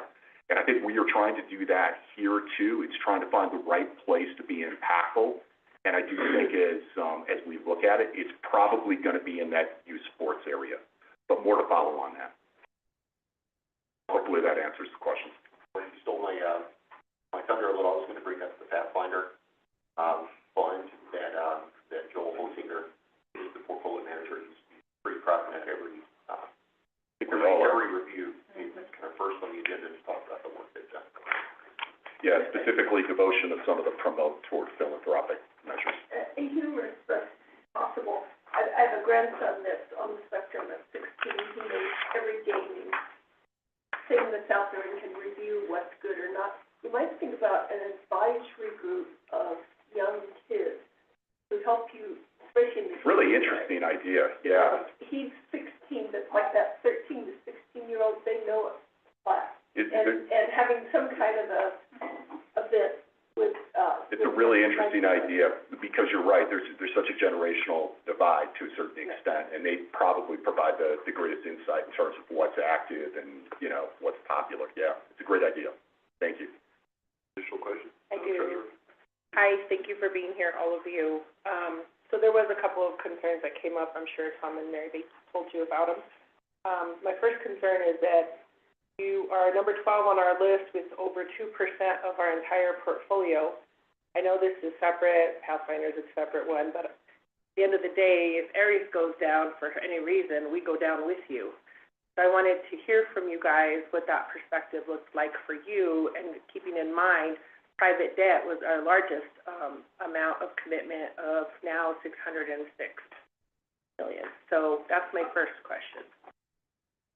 Who wants to start? I'm happy to kick off. So just as a reminder, each of these funds is separate from Ares as a firm. So regardless of what happens to the firm, your capital is separated from that. It's not commingled. It's not intermingled. I do think we feel a lot of, excitement about where we are as a business and the continued growth of that, the quote-unquote, what would bring us down as an organization, seems like it would be an outlier of an event that. So on that point, though, I'm not just talking about in total with the numbers. I'm talking about including operational risk, right? There's all different types of risk. So I can't think of an example. I can think of one right now, Elon Musk and Tesla. That's just one example off the top of my head, because we're currently in that situation with some people privately. So overall, whether it's not a real risk, I may not get hit by lightning. In fact, I'll probably, get hit by lightning faster than I would win a gambling bill. That's a true fact. So overall, whether it's any type of risk, the reality is we're putting a lot of skin in the game. And we have been continuously putting a lot of skin in the game because of the fact that Ares has done so well and has the $530 billion. I need some type of reassurance from all of you. What does that look like in this partnership? Because you have a lot of New Mexico's money. How are you contributing it back into New Mexico? Are any of these funds working in New Mexico? Is any of your plans to do anything with New Mexico, or are we just continuing to put it in this fund to grow a rate of return? Because for me, an investment is not just the end of the bottom line of rate of return, it's in total, whether it's with disabilities and sports or whatever the case may be. So that was one of my big questions that only you guys can answer for me. Yeah, let me try to expand upon Avni's commentary or answers. First of all, I understand and appreciate the concern. And obviously, you know, we benefit from that. Partnership is great. It obviously continues to grow. We appreciate it, and I appreciate the nature of the question. Look, I would say a couple of things. First of all, I think you gain, obviously, the benefit of significance of a very, very diversified and scaled platform by way of investing in Ares. So there's probably a little bit of a trade-off, diversity relative to long track record, publicly traded, global, highly diversified in nature with a very deep track record associated with it. The power of that platform in terms of what it brings to you is the ability, I hope, and I think Mary can probably comment on this as well, the ability to provide insights across that platform on a fund-by-fund basis. You know, when we get into things like deep due diligence, operational due diligence, having that administrative backing from a compliance, legal standpoint, accounting, and financial standpoint, you gain that benefit by way of investing alongside a $500 billion global platform. So to me, yes, it's very difficult to be able to say that there isn't any risk out there, right? It's the lightning hitting risk, or as you mentioned, the Elon Musk risk. It's very difficult to be able to, you know, completely give you an answer that hedges that risk. But I think the biggest one is, again, the power of a platform of the nature, diversified, deep infrastructure behind it. Hopefully that should give you comfort, you know, as an investor, as an LP. Yeah, just to put some numbers around it, we, as a firm, today we have 4,000 employees, and close to 3,000 of those employees are actually employees focused on legal compliance, operation disaster recovery, and really just a backbone of what we're doing as an organization, and in a way that's very global and collaborating on a daily basis. And within our credit business, and I'll speak specifically to direct lending, which is where sports media and entertainment sits, I think it's really important to reinforce the scale of that business, the fact that we're very mindful of the companies and the industries in which we're investing. So part of it is industry avoidance, but also the fact that we're constructing highly diversified portfolios for our investors ultimately, so that no single company or industry can have a meaningful impact, negative impact to our portfolios and our business. And Madam Treasurer, if helpful, we do have Luis Rodriguez, who heads Nikita's operational due diligence platform. He's dialed in. He'd be happy to talk through the report that he did. We do rate all of the funds that we bring to you. It's on a 5-point scale, and so this was rated the highest. He can walk through his process if you'd like. No. Okay. Mr. Chairman, I read it. Okay. I really want to just talk to you guys. Tom and Mary Bates have done their job on their end. My second question is, how many sovereign wealth funds or permanent pension funds are in this fund or in the previous two funds? You have the Yeah, so for Fund 1, which is a $3 billion fund, it's a global investor base, primarily 85+% institutional investors, which includes majority will be in pension clients, but also sovereign funds, have some family offices. And I would expect to see a similar composition and constitution of investors in the portfolio three largest categories, and again, at a higher level, three largest categories would be global sovereign wealth, Canadian pension, and U.S. pension. Thank you so much. Mr. Chairman, you mentioned a little bit of diversification, and I think in your talking points, you mentioned a lot of diversification within sports, within gender. What's the diversification makeup of your team for this fund? The team itself we have, right, Doc? Yeah, it's in there. I just didn't calculate the percentages. I just saw the names in the organizational chart. Yeah, I'm going to say, well, actually, do you have statistics? We'll have to come back with the specifics for our U.S. direct lending business in terms of the makeup for like diversification from gender and race. I don't have that specific. But I will say, and then as I look within our team on the investment side, when you're looking at, depending on the levels and then our hiring that we've been doing, at least 50% of our hiring, when I look over the last 5 years, and I'm part of the Equity and Inclusion Council for the firm, has been female. And we're trying in a pretty meaningful way to grow retention and increasing those levels so that when you're looking at managing director, partner level across really all of our funds, we're having a higher competition, a female representation across our strategies, and I think we've made great inroads there as well. We have a long way to go. Yeah. We do. As a firm, we do have some of the statistics as a firm. So we'll come back with the specific U.S. direct lending component. Right now, it's 62% male, right? 38% female, 13.5% minority. So. What was the minority, Mr. Chairman? 13.5%. So I think my point on this is all of the presentation and the talking points that we do a lot of diversification. We work on the diversification. You're talking about diversification all right here, but then the team is not diversified to the level of, like, I should be because but I'm not a soccer person. I'm a volleyball person, right? So that diversification of your team helps you to figure out, soccer's really famous in a lot of places in the world, even though football is really famous in America. That's nothing in comparison to the money market in soccer, right? That's a fact. So, thank you. The last thing I would mention is during the CIC, some of our investment committee members that are not part of the council mentioned and had some concerns, and we asked for, what does this look like in a market, in a downturn market? Yeah. And so I wanted to just go over that publicly for the rest of the council, because I think that part is impactful, and right now, because of where we're at in our market today, it's actually, I would say, advantageous. Yeah. So can you go ahead and talk to us a little bit about that? Let me hit a couple of key points, and I appreciate the nature of the questions, and frankly, it's something that we've been focused on as well.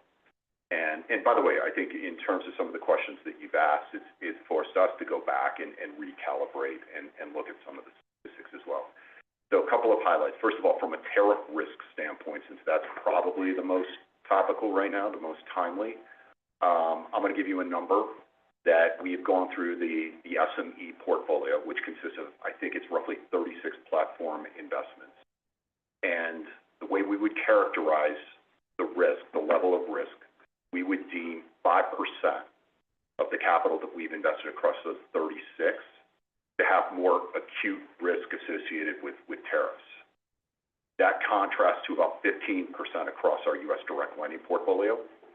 So I think when you talk about lack of correlation of this strategy, and particularly with respect to tariffs, I put the 5% up against virtually any diversified portfolio, at least from a middle market credit standpoint.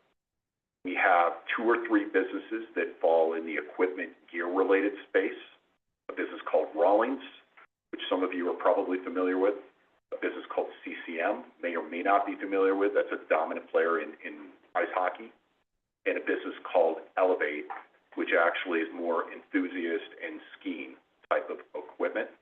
Those are the 3, candidly, that we look at as having greater supply chain risk associated with it. So, kind of addressing that, again, constitutes about 5% of the overall portfolio.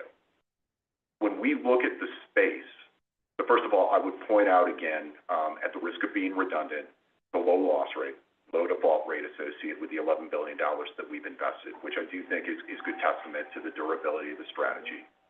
And if we were to focus on, which we have done, and I think shared with you, when we focus on just teams and leagues in North America, and by the way, we can stratify this in a variety of different ways. We can look at live entertainment spend, we can look at music streaming proliferation growth. A lot of the same elements that I'm going to cite with respect to teams and leagues. Teams and leagues themselves have grown since 2007. You know, the big four, big five North American professional sports leagues have grown at a CAGR of, call it somewhere between 5 and 6% since 2007. With only one period where we saw contraction, and that was related to the pandemic. Very consistent, very steady growth, unabated with exception of, you know, again, the pandemic. And I would also add, and again, I think I stated this at the outset, during that period of time, during the great financial crisis, that was the area that we really wanted to dig into, because obviously probably most acutely impacted in terms of consumer spend. Actually, those revenue dynamics grew at 5.5% or 5.6%, something along those lines. So we can look at just about any metric and find that it actually reflects the view that we've taken is lack of correlation overall from a macroeconomic standpoint. It plays out, I think, in that way. I don't know if there's anything that you want to add? No? So. Mr. Chairman, thank you. I appreciate the very candid conversation. For me, New Mexico is a majority-minority state, and a lot of people come to New Mexico because it is a good partnership, and I do appreciate the partnership that we do have with Aeries, so please don't take it otherwise. But I know all of us can do better. And who we invest in should reflect our values and should reflect the beauty of our state. And I'm not seeing that very well in some of the internal aspects of Aeries, and so I'm hoping you guys will take a look at that and figure out how to change that dynamic a little bit, because I think that diversification is the missing tool to all of the other strengths that you guys have. I will say it is unorthodox, and there was a lot of concern about the sports aspect of it.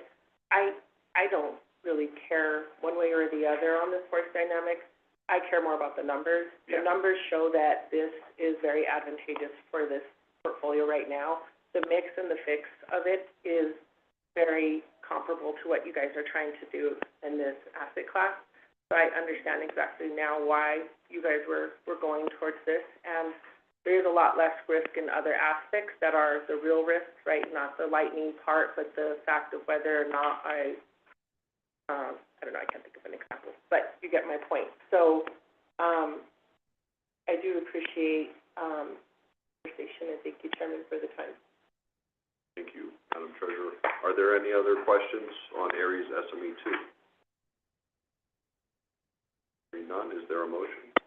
Mr. Chairman, based on the recommendation of the Council Investment Committee, Advisor Makita, SIC staff, and general fiduciary oversight by RBK, I move that the State Investment Council approve a commitment of up to $150 million Aeries Sports Media and Entertainment Fund 2 LP, subject to and contingent upon New Mexico legal requirements, New Mexico State Investment Council policies, negotiation of final terms, and conditions and completion of appropriate paperwork. I will second that motion. Okay, motion by Member Sanchez and second by our State Treasurer. Could we call the roll, please? And Secretary Probst did inform me he had to step away for a water truck working. Thank you. Treasurer Laura Montoya. Yes. Nick Tejas. Yes. Catherine Allen. Yes. John Bingaman. Yes. Kelly O'Donnell. yes, Alan Sanchez. Yes. Kurt Summers. Yes. 7 in the affirmative, motion passes. Thank you very much. Thank you so much. Coming. Let's move on to item 3E, Asana Partners Fund 4. Director Samuel.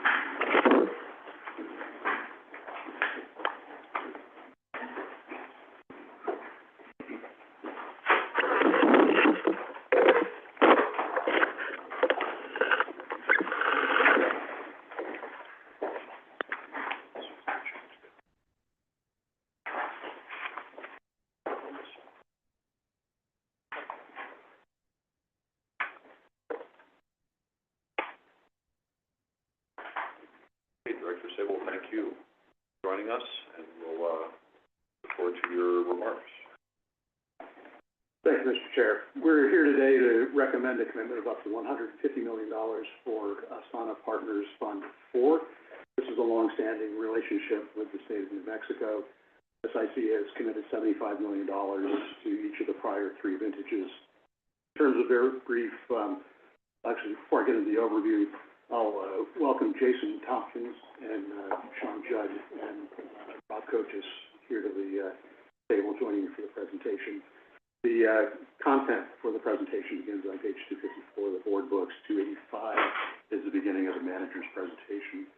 In terms of Asana's strategy, they're a dedicated retail manager focusing on street retail and neighborhood centers. The portfolio strategy is to seek out dominant positions in walkable neighborhoods where control of a portfolio of varied formats enables the GP to develop a sense of place by repositioning properties and leasing them to a mix of local, regional, and national tenants. In terms of overall historical performance, relative to a universe of value-added funds, the portfolio performance would be mixed. I would say that the mitigating facts here are multiple.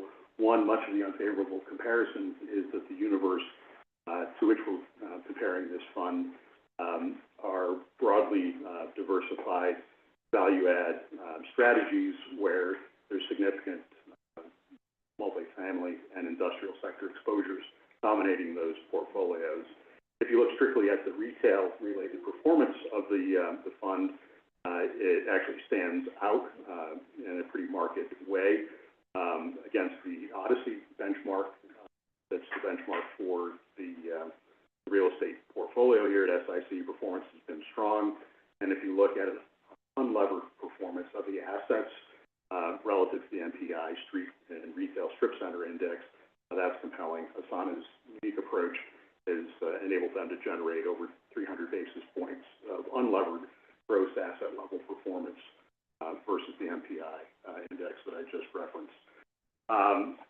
Thematically, SIC intends to remain underweight in retail going forward, but we believe that it's prudent to maintain diversification across the real estate portfolio.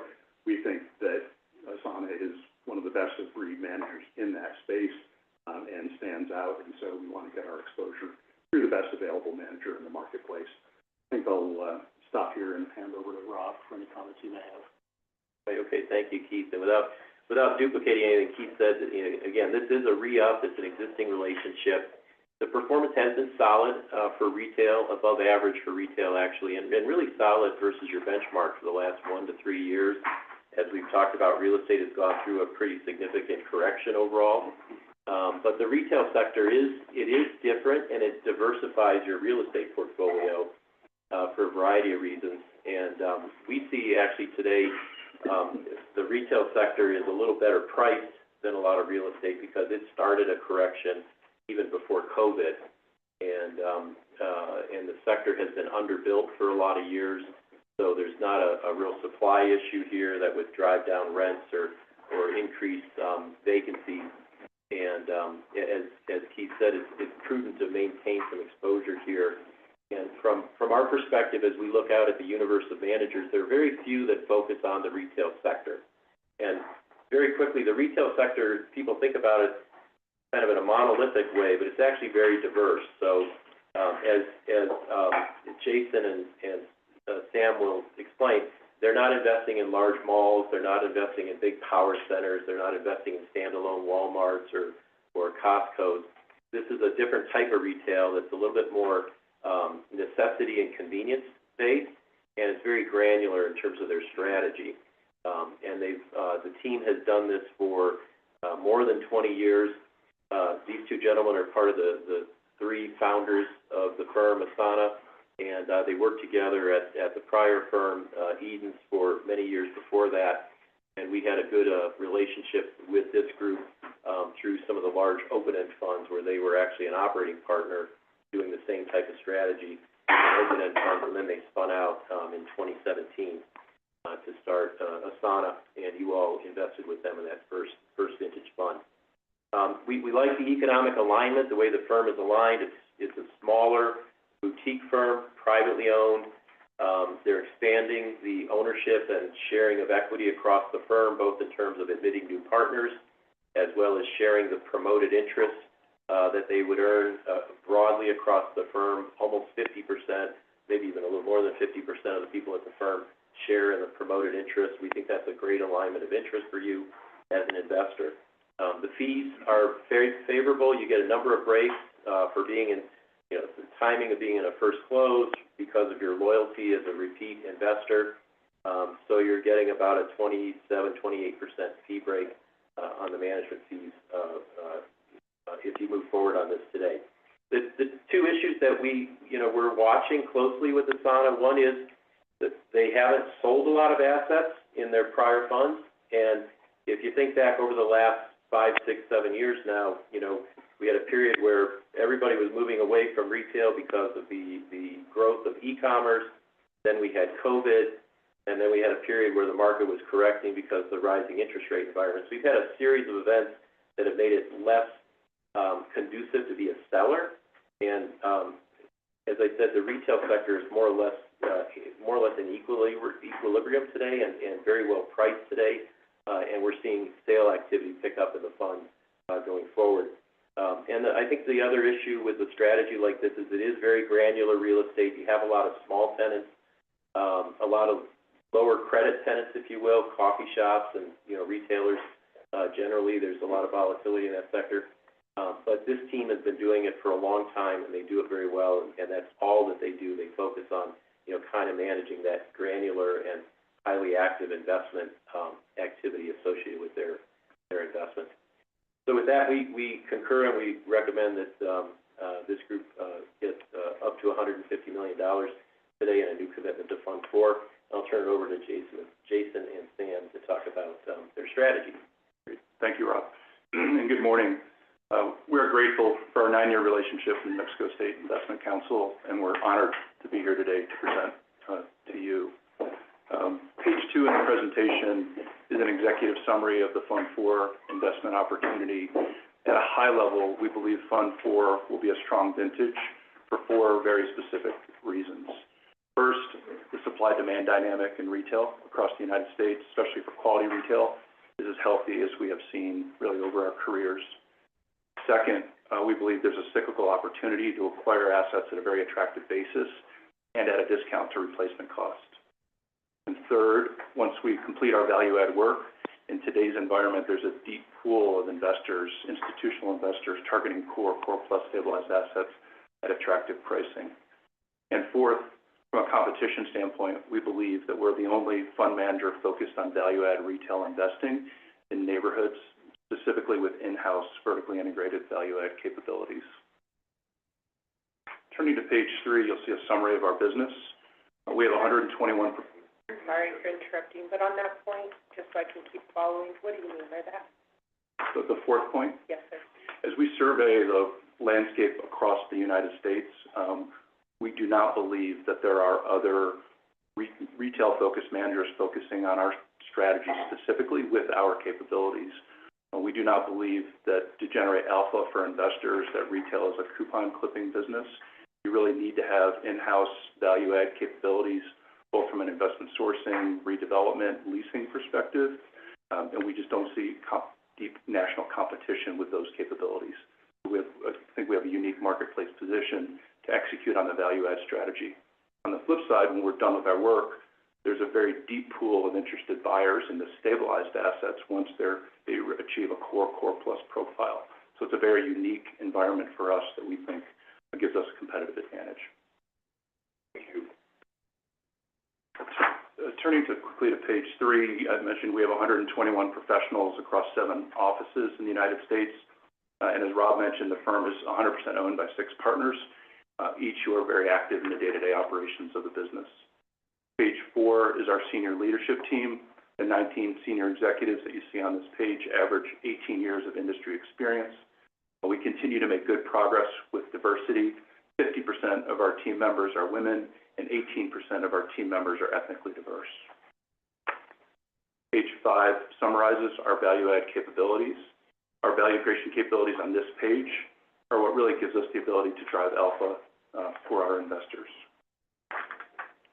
Page 6 provides a summary and some examples of how we think about placemaking, which are the physical changes that we make to the investments to drive foot traffic, help enhance retail sales, and ultimately create value for our investors.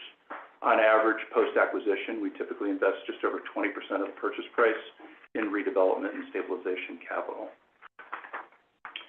Page 7 touches on our approach to leasing. We have 18 individuals actively cultivating relationships with growing retailers across the country. The first quarter of 2025 was a record leasing quarter for us, both in terms of count and square footage leased across the portfolio. Page 9 provides a snapshot summary, including performance information of our 3 existing value-add funds, our core fund, and our private credit business, reflecting year-end 2024 valuations. Based on recent transaction data, we believe 2024 will likely be the low water mark for retail valuations for this cycle. We would be very disappointed if we did not perform the numbers you see on this page. I will now turn it over to Sam to briefly discuss the retail landscape and Fund 4 specifically, beginning on page 13. Thank you. So I'm going to take a second to talk about the retail supply and demand dynamics in the U.S.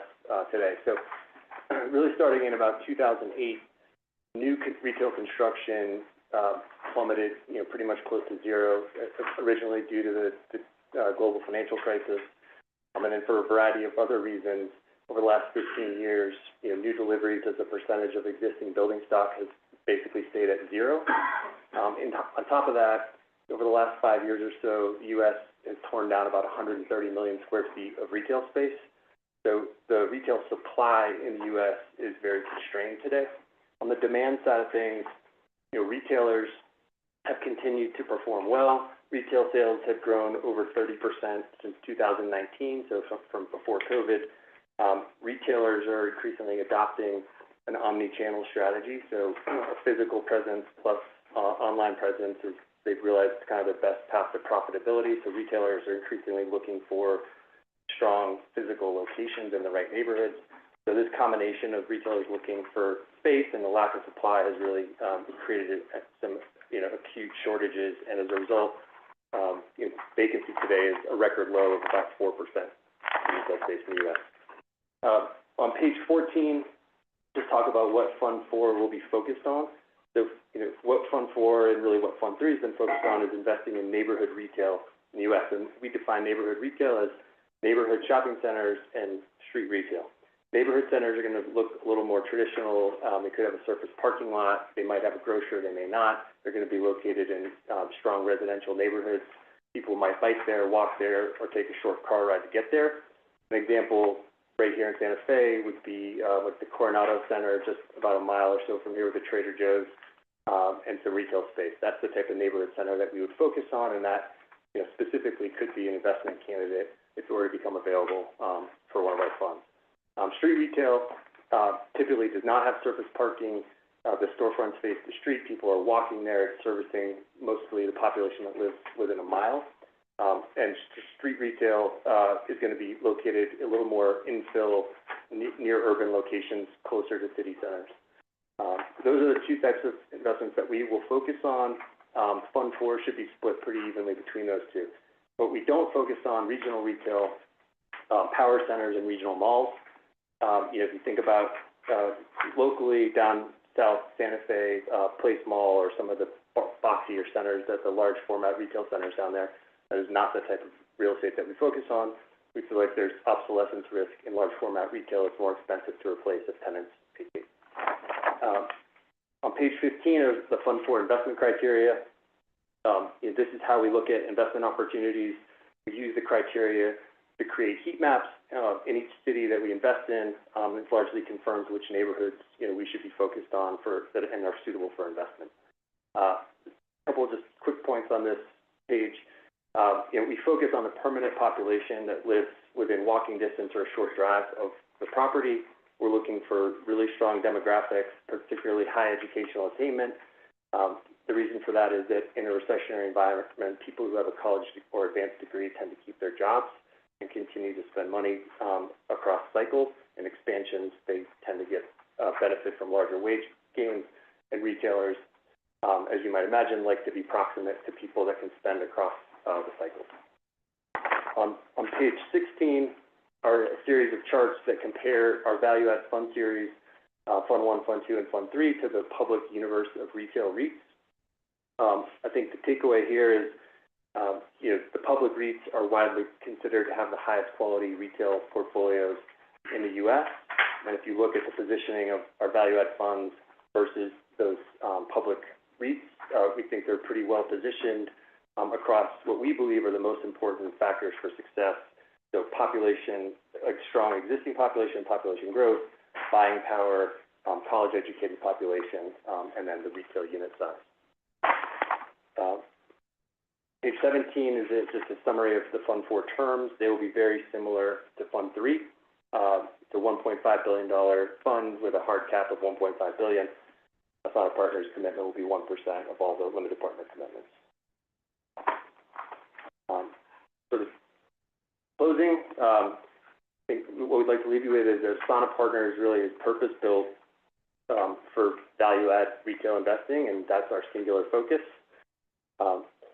We have a proven track record of generating alpha for our investors, and we think that our vertically integrated platform will allow us to continue to deliver alpha for our investors. We are making really good progress with our dispositions in Fund 1 and Fund 2, and we will be increasing distributions from Fund 1 and Fund 2 to our investors over the balance of this year. And as Jason opened with, we just want to thank you for the 9-year partnership. We take our commitment to you and to the ultimate beneficiaries of your investment very seriously. Thank you very much. Any questions on the phone for Asana Partners? Any questions in the room? Member Allen? A couple of things. What we're facing right now, possible recession, high tariff, all impact retailers, especially smaller retailers.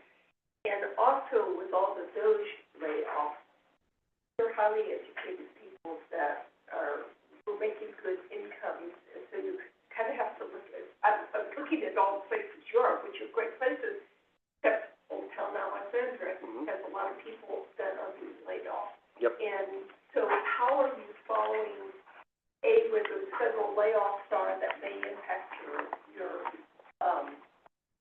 opinion that you have enough employees, high education, high income people?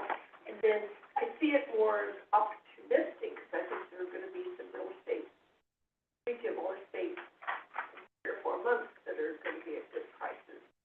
And then that gives you a longer term view for returning that. Just talk about the headwinds right now. Do you want me to take that? Yeah, go ahead, sir. I think, really it's kind of in reverse order, from a potential layoffs perspective. We certainly are underweighting Washington, D.C. right now as a target market. We are overweighting cities and neighborhoods where there's very low unemployment, where, of course, as you mentioned, the workforce is employed, and where the economy is diverse.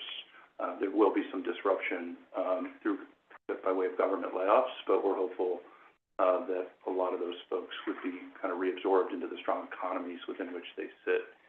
As it relates to tariffs and the current tariff situation, obviously, that is evolving by the day, but I think as we think about our strategy, maybe the best way to address it would be back on page 8. Our tenant roster is highly diversified. No single tenant within any individual fund represents more than 2% of our annualized base rent. Also, we're highly diversified across the primary segments of goods, food and beverage, and wellness and service. And even more specifically, and we've done this analysis over the last 30 days or so, 84% of our tenants we would put into the low or lower risk categories from a tariff exposure perspective, which would include grocery stores, restaurants, fitness operators, and other service providers that certainly could be impacted indirectly by tariffs, but maybe not as directly. Certainly the goods, fashion retailers will be impacted. Any retailer who originates their products from certain countries obviously could potentially be impacted. I think the last thing to mention, which is really a second layer of protection and gets back to maybe your recession question, is we've built a portfolio and investment strategy around investing in neighborhoods where there's a very dense, growing, well-educated young population and workforce.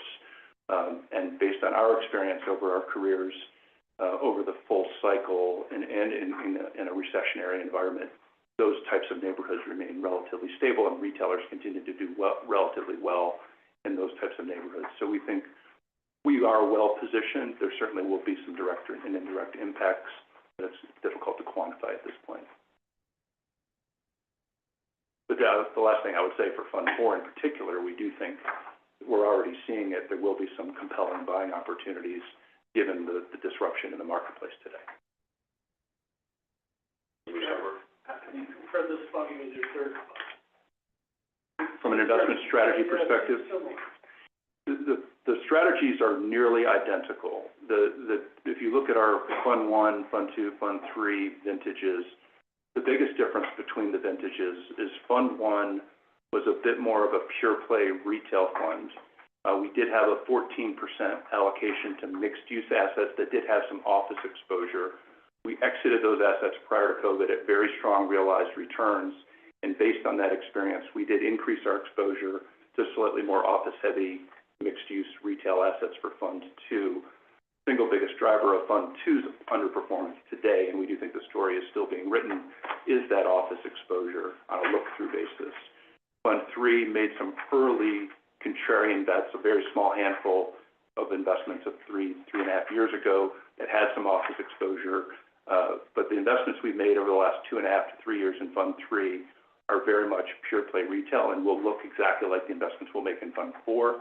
And those investments are performing either in line or exceeding our underwritten projections. Mr. Chairman, another question I have is, you have relatively small staff for all this investment. How do you manage that? Well, we have in-house, we have. Very time-consuming work. It is, and that's really a big part of the opportunity, is it is very granular work. And once we've created an asset, collection of assets that is redeveloped, institutional, stabilized, is more of a core plus asset, public REITs are very interested in it, Odyssey funds, sovereign wealth funds, but those groups are not equipped to do the work that we're doing, which is a huge part of the marketplace opportunity for us. But we leverage technology. We do have 120 people. All of what we deem to be the real value add functions are in-house, but we do leverage third parties. We have a really strong in-house leasing team to manage the national retailer relationships. But to your point, we do leverage third-party leasing brokers really to access some local tenants, because local tenants are very important to our strategy as well. We do have in-house property accounting, but we outsource the property management component. So we sort of pick and choose, but what's important to us is that the value add functions are all in-house and aligned, from an incentive perspective with our fund investors.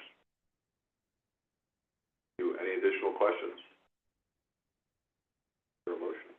Mr. Chairman, based on the recommendations of the Council Investment Committee, Advisory Council, SIC staff, and general fiduciary oversight by RBK, I move that State Investment Council approve a commitment of up to $150 million to Assan Partners for LP, subject to and contingent upon New Mexico legal requirements, Mexico State Investment Council policies, negotiation of final terms, conditions, and completion of appropriate paperwork. I second. Okay. Motion by Member Sanchez and a second by Member Allen. Can you call the roll, please? Treasurer Montoya? Yes. Nick Cass? Yes. Catherine Allen? Yes. John Bingaman? Yes. Kelly O'Donnell? yes, Alan Sanchez? Yes. Kurt Summer? Yes. Seven in the affirmative, motion passes. Thank you very much. Thank you very much. Thanks, everybody. We will now move on to item 3F, Icon Infrastructure Partners 7.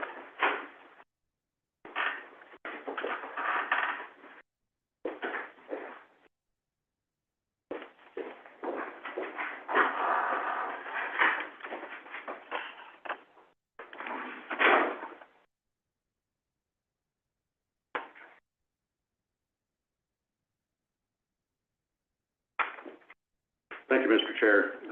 As you mentioned, we're here to recommend an allocation of up to $200 million to Icahn Infrastructure Partners 7. This would be our third investment with the Icahn team. We have investments in each of the two prior vintages of $75 million and $100 million, respectively. Icahn is a market-leading core-to-core plus infrastructure manager. The strategy is acquiring a diversified portfolio of brownfield mid-market infrastructure companies that are located across the U.S. and, or actually I should say, North America and Europe. Individual investments are designed to target a multiple on a gross basis of 2+, and hold periods are typically 6 to 10 years. The fund is expected to generate a stable and growing cash yield over its life as the businesses in the portfolio execute against their business plans. Performance has been exceptional for the fund series, particularly the earlier and more mature vintages in the set. Icahn has been a strong performer, and this fundraise is seeing particularly strong support from the LP base more broadly. We're expecting to see a one-and-done close coming up on a very short time frame. Details that we like about the portfolio and strategy: one, very strong record on the sourcing side, very good alignment of the investment team, and separately, the distribution of investment sectors that they will pursue will have a diversifying benefit for the real assets portfolio. With that, I'll step back for 30 seconds and introduce Ian McLeod, who is joining us from London. So thank you, Ian, for making the long flight over here to join us in New Mexico today, and also joining me, Amy Ridge. Great, thank you. Good morning. It's great to be here. As Keith mentioned, this is a re-up opportunity for you all, and both funds that you are currently invested in are generating positive returns for the SIC's real assets portfolio, so it is additive even today. From a total portfolio perspective, this is going to fit within the infrastructure portfolio, and following up on the structure study where we talked a lot about core plus versus opportunistic value add and the lens there, this will fit into that core plus piece of the portfolio. And you do still have some allocation room to reach your target allocation, so that this will be additive from that diversifying perspective as well. We do like that the fund has maintained the same strategy as previous funds. They're focused on acquiring mid-market brownfield assets and then growing value through multiple different levers. They invest in North America and Europe, targeting about 15 investments. And they're going to be focused on sectors renewables, transportation, energy transition, and waste. The senior team has been very stable. They actually originally started as a platform within Deutsche Bank in 2004, and then in 2011 they spun out that platform and started Icahn Partners. One of the founding members is sitting with us today. So they've been together for a really long time, even predating the Icahn formation. At Mercer, we've actually underwritten this firm for many years, which is very helpful in understanding the growth of the investment team. We've been very impressed with how they've done measured growth in order to make sure that they're able to properly manage the assets that they are raising within each fund. We saw almost a doubling of the investment team since our Fund 5 when we were taking a look at them during diligence there. I will note one of the founders, Derek King, is expected to fully retire. That was an area that we spent a lot of time in our diligence. We think this has been a long time coming. They have a very thoughtful succession plan in place that has been being executed already. And we actually appreciate their thoughtfulness in the transition of ownership, economics, and those things to make sure that the team that's remaining remains very incentivized for this new fund. Terms are generally the same as last time. We do appreciate they have 100% ownership within the team. And then finally on track record, which is on page 330 of our materials, it's overall been very strong. The firm has a very low loss ratio over their past 6 funds. I would highlight they do have a larger gross to net spread, but we do measure their performance and quartile rankings on a net basis. And so when we look at it on an after-fee basis, they've been able to generate strong returns. Their most mature 3 funds, top quartile, and then the most recent 3 funds are around median. And a lot of the companies, again, we spent a lot of time understanding the value creation plans of the companies within those most recent funds are all performing in line, or generally performing in line or ahead of the value creation cycle. So we feel good about what they're doing with the current funds as well. So we are recommending a $200 million commitment to Icon 7, and I will turn it over to Ian. Thank you, Amy. You've summarized this, I think, better than I can, but thank you very much for that introduction. And thank you to the council members for welcoming me here today. And thank you for the support that you have given us over the last couple of funds. We very much appreciate the relationship, and thank you indeed. So we are currently fundraising, yes, for Icon 7. We have a target of $4 billion. And a first and final closing on the 14th of May. That represents a modest increase in our fund size from Icon 6 at $3.6 billion. And we will, as Amy said, be executing really the same strategy as we had for our prior funds. It's worked well for us. It's delivered good returns, and we want to stick to that strategy. That strategy is involving the mid-market in North America and Europe, as Keith summarized. And why do we do that? It's because we see more opportunities in that market segment with less competition and an ability to drive better value. And also, in particular, an ability when we make our acquisitions to bring our value-added strategies to bear on those companies because they're of a smaller nature. We see ourselves slightly differently in the market. We see ourselves as an investment business, not as an asset management gathering business.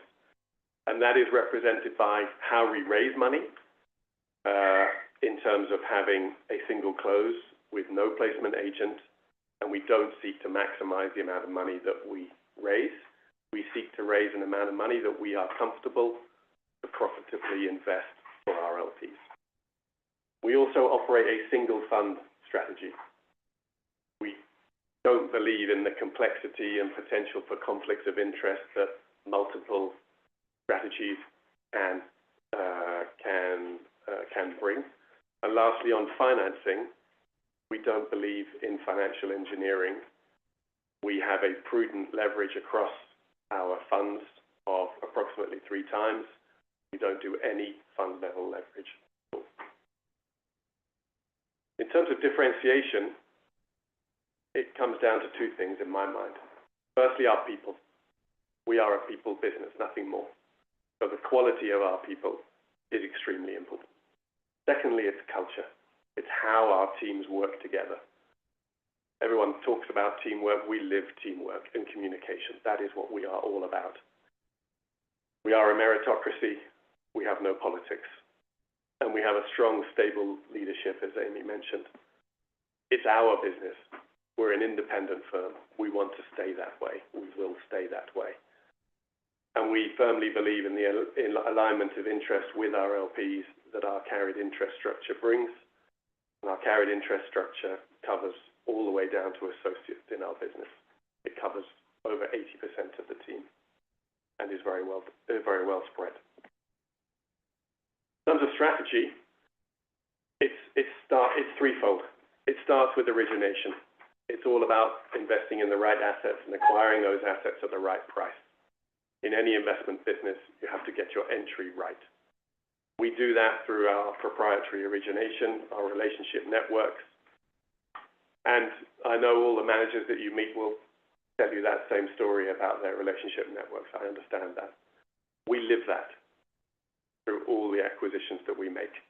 90% of the acquisitions that we do are primary, i.e. we are buying them from families, from entrepreneurs, from strategic investors, not from financial investors. Yes, that gives us the ability to drive value. We see that through the Icon 6 portfolio with the high-quality investments that we've made into CPI, QSL, Alliance Medical, UPL, high-quality businesses that we have bought at really compelling valuations. We also can demonstrate that. We show in our pack our broken deal costs. We are proud of the fact that only 0.2% of our fund on the last 5 funds has gone to broken deal costs. That is a demonstration to you that we are not participating in competitive auctions and burning capital through those processes. We only spend money when we are in exclusivity. Second element to the strategy is adding value to our portfolio companies. How do we do that? It's through alignment with management, making change and enhancements to management teams where it's relevant, driving growth, both organic and M&A, bringing our financing capabilities to bear, and then also through governance and reporting, health and safety, IT, environmental, etc. And then lastly, on exits, we've executed 18 realizations across our funds. Every single one of those has been at above our carrying value, and in many, many cases, at a significant premium to our entry multiple, our exit multiple, several times higher to our entry multiple. Why? Because we've sold bigger businesses and better businesses that we have grown under our stewardship. But I recognize that talking about strategy is the easy bit. Executing it is the hard bit, and it's performance that matters. We are proud of our track record of delivering superior risk-adjusted returns. Our funds are top quartile, and we are confident that we will continue to maintain our track record. Looking ahead for Icon 7, we believe the timing of the market is strong, recognizing some volatility that there is clearly in public markets today. But valuations for high-quality infrastructure assets are lower. Competition is less. And the financing markets actually are still strong and available to us. Importantly, all sectors are open to us, including areas like renewables and regulated utilities where, to be honest, we were priced out of the market. Investment returns were not sufficiently attractive in our mind. We have high-quality teams in Europe and in North America, and this is important when we are dealing with some of the geopolitical issues that we're all aware of today.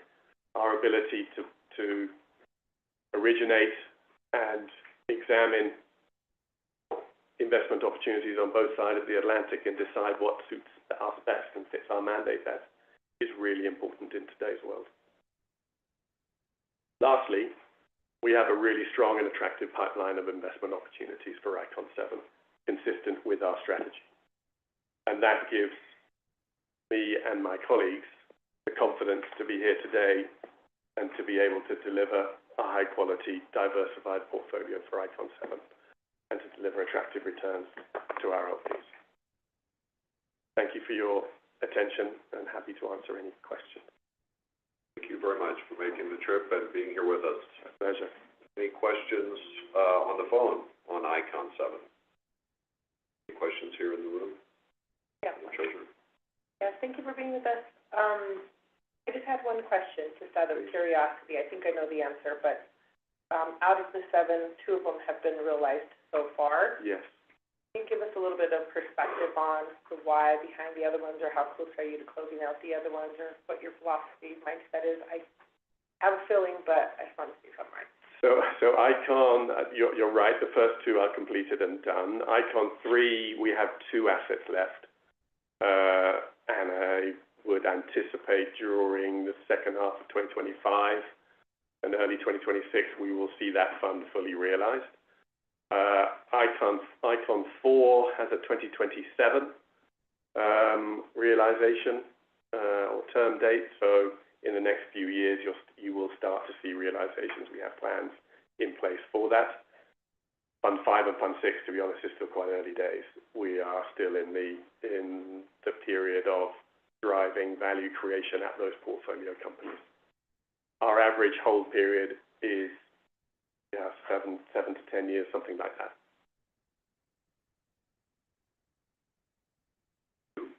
One question for you on the London water utility that there was some infrastructure funds, I know not your fund, but, you know, it was sort of a high-profile kind of debacle around that. Could you talk a little bit about some learnings from that relative to your investments and sort of what you think the investors there, and how they could have done better and differentiate your approach? So Thames Water is the one that you're referring to, I believe. A much bigger investment than the sort of ones that we focus on. But there have been a number of challenges across the UK water sector. That particular asset has suffered from underperformance relative to regulatory targets. It has had a substantial burden of debt. And together with a capital expenditure program that has meant financial performance and operating performance has not been where it has been the target either of the regulator, the government, customers, or investors. In recent times, it's really become a debt problem, and it is going through a debt restructuring program at the moment. It's a very, UK water is a challenging sector. It's one, as Icon, we have made 2 investments in and been successful and exited both of those. We have had a good track record there. But it is a sector that's under considerable scrutiny, both from public and political spectrums. I think Thames, there's a possibility that it needs to come under government ownership as part of that restructuring program. There are perspectives that prior shareholders were too aggressive with financing structures and took out early dividends at the expense of investment into the network and for the benefit of customers. I don't want to comment on those in this forum, if you'll forgive me, but I think long term, the water sector in the UK needs private sector investment. And I think there will be a change in the regulation, there needs to be a change in the regulation in order actually to encourage that investment again, in my opinion. For your perspective. Just a question about ESG and regulatory, or some of the other regulatory issues between the EU and the UK. How are they impacting your looking at investments? There's a lot of it. So we see energy transition as a substantial investment opportunity, both in Europe and in North America. We have today active renewable platforms in Canada, in France, Portugal, Italy, and we're looking at a number going forward. I think that energy transition is going to continue to play out. We don't today have a renewable platform in the United States. I think that's probably quite likely to change during Icon 7. I think we still see significant investment opportunities there. But we have been careful and prudent, and we will continue to be disciplined because we did see a rush of investment capital going into those sectors, and including into ones on the periphery like EV charging, and then even into hydrogen and ammonia. Some of those areas are not really for us, at least not today. We see them as rather high risk, and other firms are better placed probably to judge those risks than we are. We have also been careful about investing in the infrastructure space in renewables where, until the last couple of years, there was a lot of investor money driving into those sectors and returns didn't make sense to us, to be honest with you. There was probably a 5-year period where we were priced out of renewables. There was investment coming from strategic investors, from financial investors, direct pension funds, driving an investment trend, as well as a political environment too, at returns that we couldn't make sense of. So we were out of those markets. The good news today for us, for our investors in Icon 7 is, frankly, the demand for the capital has not gone away.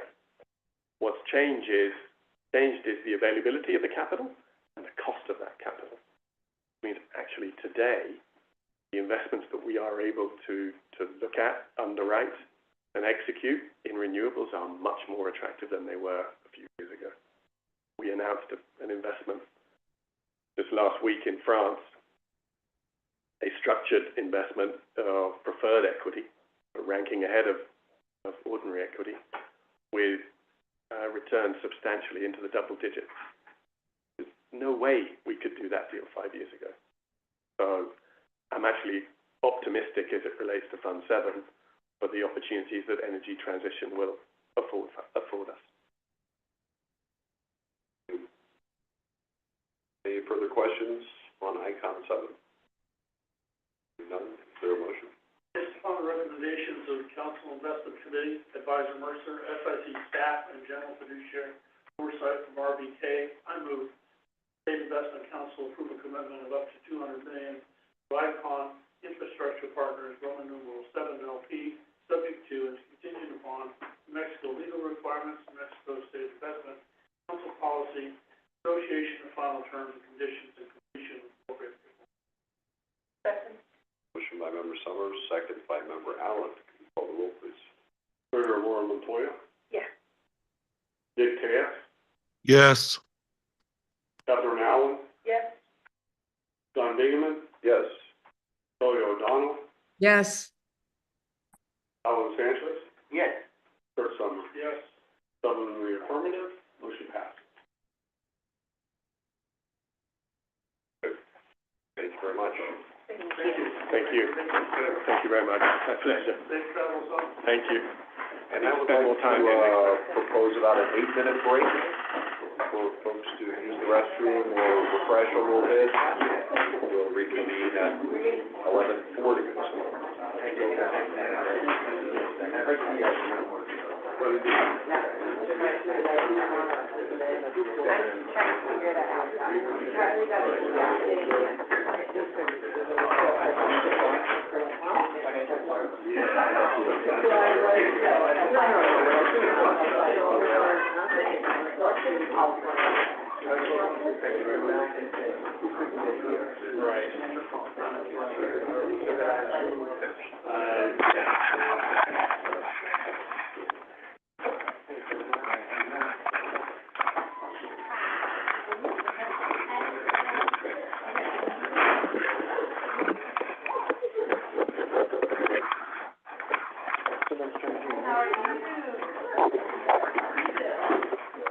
They're my guys. Okay. Try to speak as loudly and clearly. We're having major audio issues. Please. That's not Which one?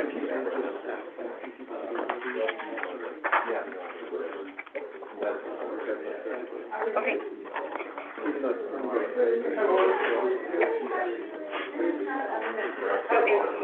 Wednesday up. You know what page, the revised policy They is? probably didn't see it. The revised policy. So it's right close to the record.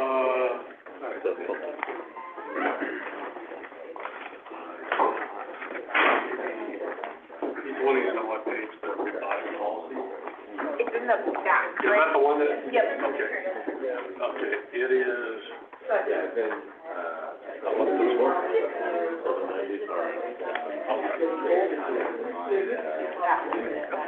Thank you.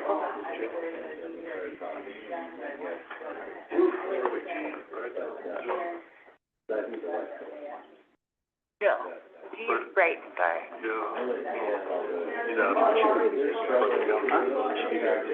Yeah. 30 minutes. 20, 18, 20. I got you. I'll drop you off.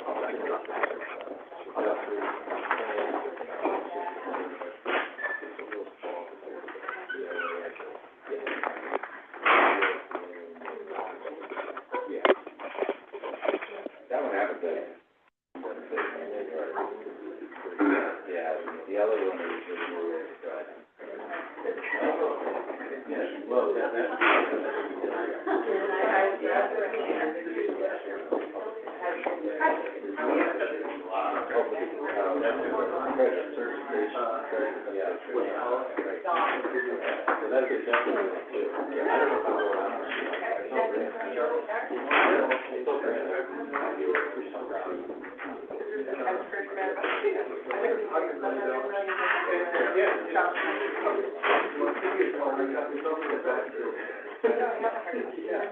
last year,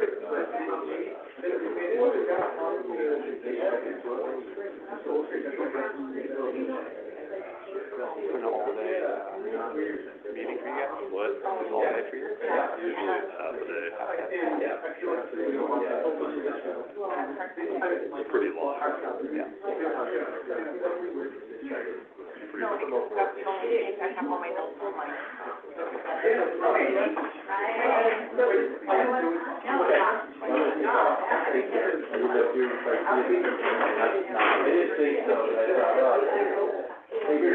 Yeah, we're all good.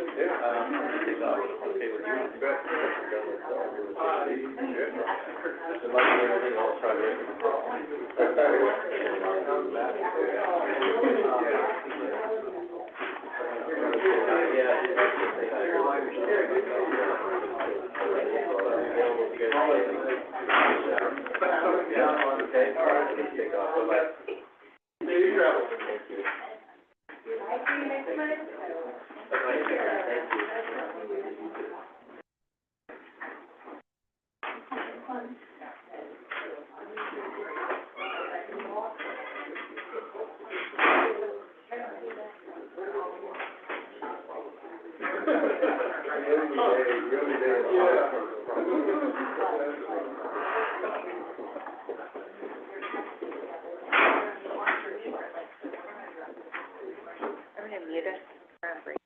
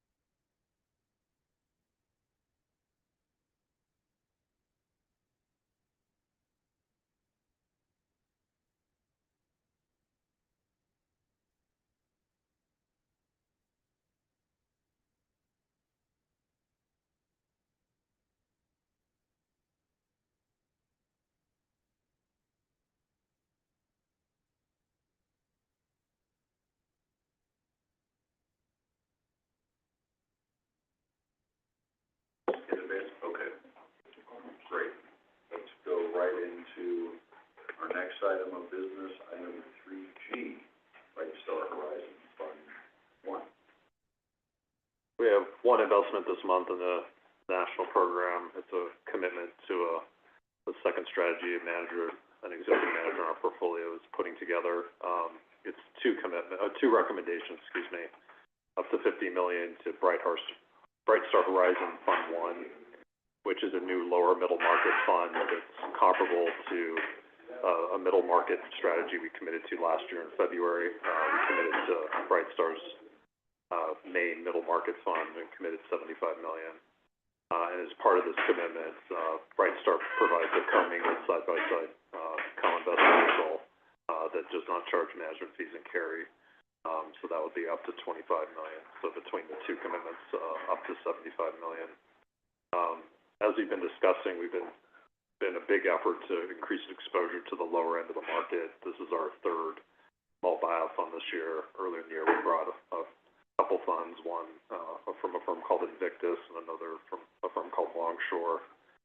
And we've been slowly working on ways to reduce the fee load in the portfolio through co-investments principally, in addition to the Mercer SMA. This would be our seventh no fee, no carry side-by-side co-invest vehicle. I'll pass it along to Richard for more detail.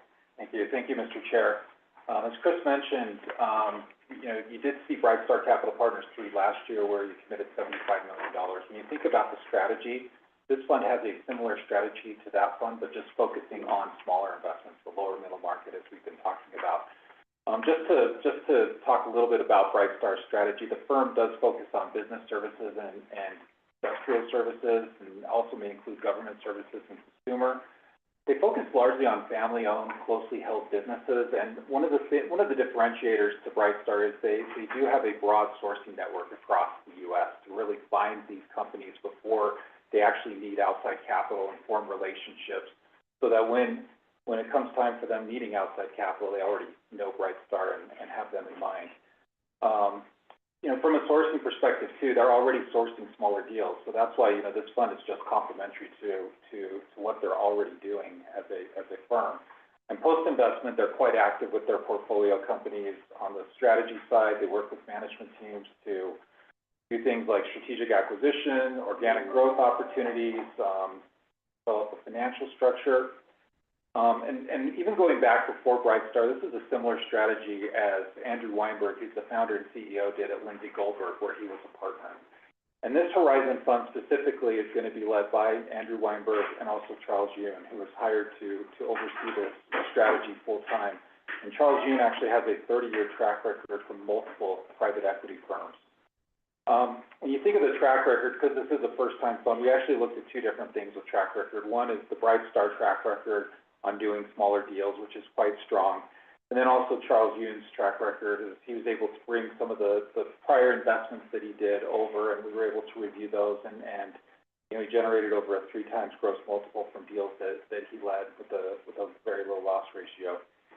When you look at Brightstar's overall track record, it is mixed right now. Fund 1 got hit by an early write-off, although when you look at the rest of the portfolio companies, they do look strong. So some recovery is expected there. But when you look at Fund 2, it is tracking in the top quartile right now on a net IRR and net multiple basis. When thinking about terms, as the SIC is going to be an early investor in this, you do get the founders' terms, which are probably the lowest terms you've seen from a buyout fund that we brought, where the management fee is half of what you typically see, and the carried interest is 25% lower from what you typically see. And also, Brightstar is making a large general partner commitment to this fund too, which also provides strong alignment. They're also raising a co-investment fund alongside this with no management fee, no carry, which will further bring down the cost of the overall commitment as well. So we're recommending a $50 million commitment to Brightstar Horizon Fund 1 and $25 million to the co-investment vehicle, and I'll turn it over to the Brightstar team. Yeah, I'll just kick it off. Just quick intros. Peter Smith, co-head of IR and fundraising. Thank you for having us here. Charlie Yoon next to me is managing partner of the Horizon Fund, and then our founder and CEO of Brightstar Capital, Andrew Weinberg. I guess I'll hand it over to Andrew. Thanks, Peter. Thanks, Chris. Thanks, Richard. Thanks, everyone, for having us this morning. Happy to be back. We're grateful for your support from the Investment Council for Flagship Fund 3. That fund is performing well so far. And as a refresher again, I've been doing this in private equity for about 25 years. I founded the firm about a decade ago, and many members of our team I've worked with for over 20 years. As Richard and Chris spoke about, we really try to pursue the $105 trillion wealth transfer in the U.S. of one generation to another of family-owned businesses. We'll only go after a part of that, but it's a great market to serve. We're now over $5 billion of AUM, more than 50 people at our firm, about 44% diverse in that number. And in our model, we really focus on kind of three pillars: sourcing. We have a differentiated network of sourcing these family-owned businesses. In terms of the second pillar, operational value creation, many of us at our firm are both investors and operators by background, which we think in most environments is important. In this environment, increasingly important. And finally, the us and us model. We try to create alignment with all of our stakeholders. That's the portfolio companies and our investors. We haven't hesitated to also create liquidity in our portfolio. In our first and second funds in 2024, we exited 3 of those portfolio companies. So we think investing is important, and returning capital is also important. So the problem we were trying to solve with our Horizon Fund was, since 2021, we had over 300 investment opportunities that were too small for our flagship fund and fit the criteria of a lower middle market fund. As a result, we brought in a dedicated team led by Charlie Yoon to my left, an industry veteran. And it's amazing with relationships how life comes full circle. Charlie actually was the person that helped hire me at Morgan Stanley about 30 years ago. So we appreciate a circular table that life came full circle. And with that, I'm going to hand it over to Charlie. Yes, thanks, Andrew. Just a little background on me. As you stated, I've been doing private equity for 30 years. 28 of those years have been solely focused on founder-owned businesses in the lower middle market. And I'm excited to partner with Andrew, who I've known for over 30 years, to continue to invest in what we believe is an attractive market in the lower middle market. There's just a lot more companies here, and also, more importantly, to continue to help these founders take their business to the next level. And I'm excited to work with folks here, and we appreciate your consideration. Happy to take any questions or comments. Thank you very much. Any questions on the phone for Brightstar Horizon Fund 1? Question in the room, number Allen? So just thinking about sourcing, do you go to family foundations, you go to banks? How do you develop that relationship with the? Sure. So we've been doing this for about 30 years or so, and a lot of it starts with building relationships, not looking for transactions. And by building trust in those relationships, so by example, we will work with local networks of advisors, accountants, trust and estates lawyers. We'll talk to intermediaries who might be 1 or 2 person shops in small geographies in the country. A half a dozen of us are active in the YPO, or Young Presidents Organization network, which in and of itself, over half the CEOs we've active in a part of that network. But again, it always starts with building a relationship, and then inevitably trying to solve the problem usually occurs over time, whether generational transition, maybe industry consolidation. But Charlie, anything to add there? Yeah, no, I think we spend time where others don't. We're not going to investment bank conferences. We're talking to and spending and building relationships with the folks who are building these relationships with entrepreneurs. It's not a coincidence that we've got folks in Texas and Florida and Tennessee. You got to be local to build those relationships, and that's what we do. And all the partners are out there building those. And to have that trust. Do you also advise that sometimes the owner, founder, or help, and you were saying a lot of times they're trying to transition something that's part of their retirement or part of. So for legal disclosure, we don't charge any fee for our services. Yeah. But we give away a lot of free advice, and we caveat it with, please take it for what it is. but we do give a lot of advice. And I think the risk in our business model is, we want to go through the blueprint of how we see value being created over time. And we're very focused on that rollover investment from those family founders and entrepreneurs. And maybe the biggest risk is we give away the blueprint, but we would argue that the blueprint also needs a team to be successful. That's also Yeah. trust. And do you work with family offices to help the next generation understand how to, because oftentimes there's conflict between that, those generations in taking over the business? We do, and oftentimes it might be the next generation, or sometimes it might be a non-family member. And all that would fall into a lot of work. In fact, we published both in 2023 and 2024, both a family business report in 2023 in partnership with another group where we interviewed over 100 families. And then more recently in 2024, partnered with Family Business Magazine on a number of surveys. And the two things that came out were 60% of those businesses lacked a succession plan, and 60% of those businesses had communication issues. I think no surprise, but a lot of what we do is not only investing in the business, but working with those families on a go-forward basis. I will note, by the way, we do operate in New Mexico already with a number of our businesses to date, and we love investing in the U.S. Any additional questions? Based on the recommendation of the Council Investment Committee, Advisor Mercer, SIC staff, and general fiduciary oversight from RBK, I move that the State Investment Council approve a commitment of up to $50 million to Bright Star Horizon Fund, Roman numeral 1 LP, and a commitment of up to $25 billion in Bright Star Horizon co-investment opportunities, LP, subject to and contingent upon New Mexico legal requirements, New Mexico State Investment Council policies, negotiation of final terms and conditions, and completion of the appropriate paperwork. Member Summer, and second by the treasurer. Can we have a roll call vote, please? Treasurer Laura Montoya. Yes. Nick Hess. Yes. Catherine Allen. Yes. John Bingaman. Yes. Kelly O'Donnell. Yes. Alan Sanchez. Yes. Kurt Summer. Yes. Seven in the affirmative. Motion passes. Thank you very much. Thank you for your time and your support. Nice to see everyone. Thank you very much.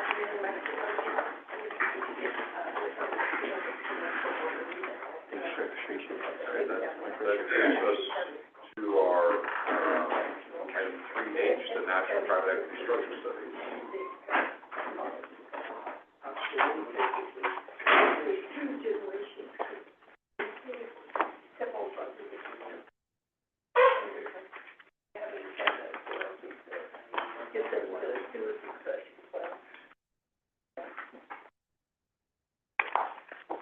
So the next three items, 3H, 3I, and 3J, are the structure studies for the two private equity programs, the SIC. 3H, we put the structure study that we showed you in November in the materials, because as part of 3J, we're proposing two investment policies, one for them. I would note, we did have printouts in case we had an update to a couple of the paragraphs in the materials that didn't get through. So the back of Diligent has a new version of 3J, just so you're aware. If you'd like a printout, we can give you one, or if you have access to Diligent after the presentation.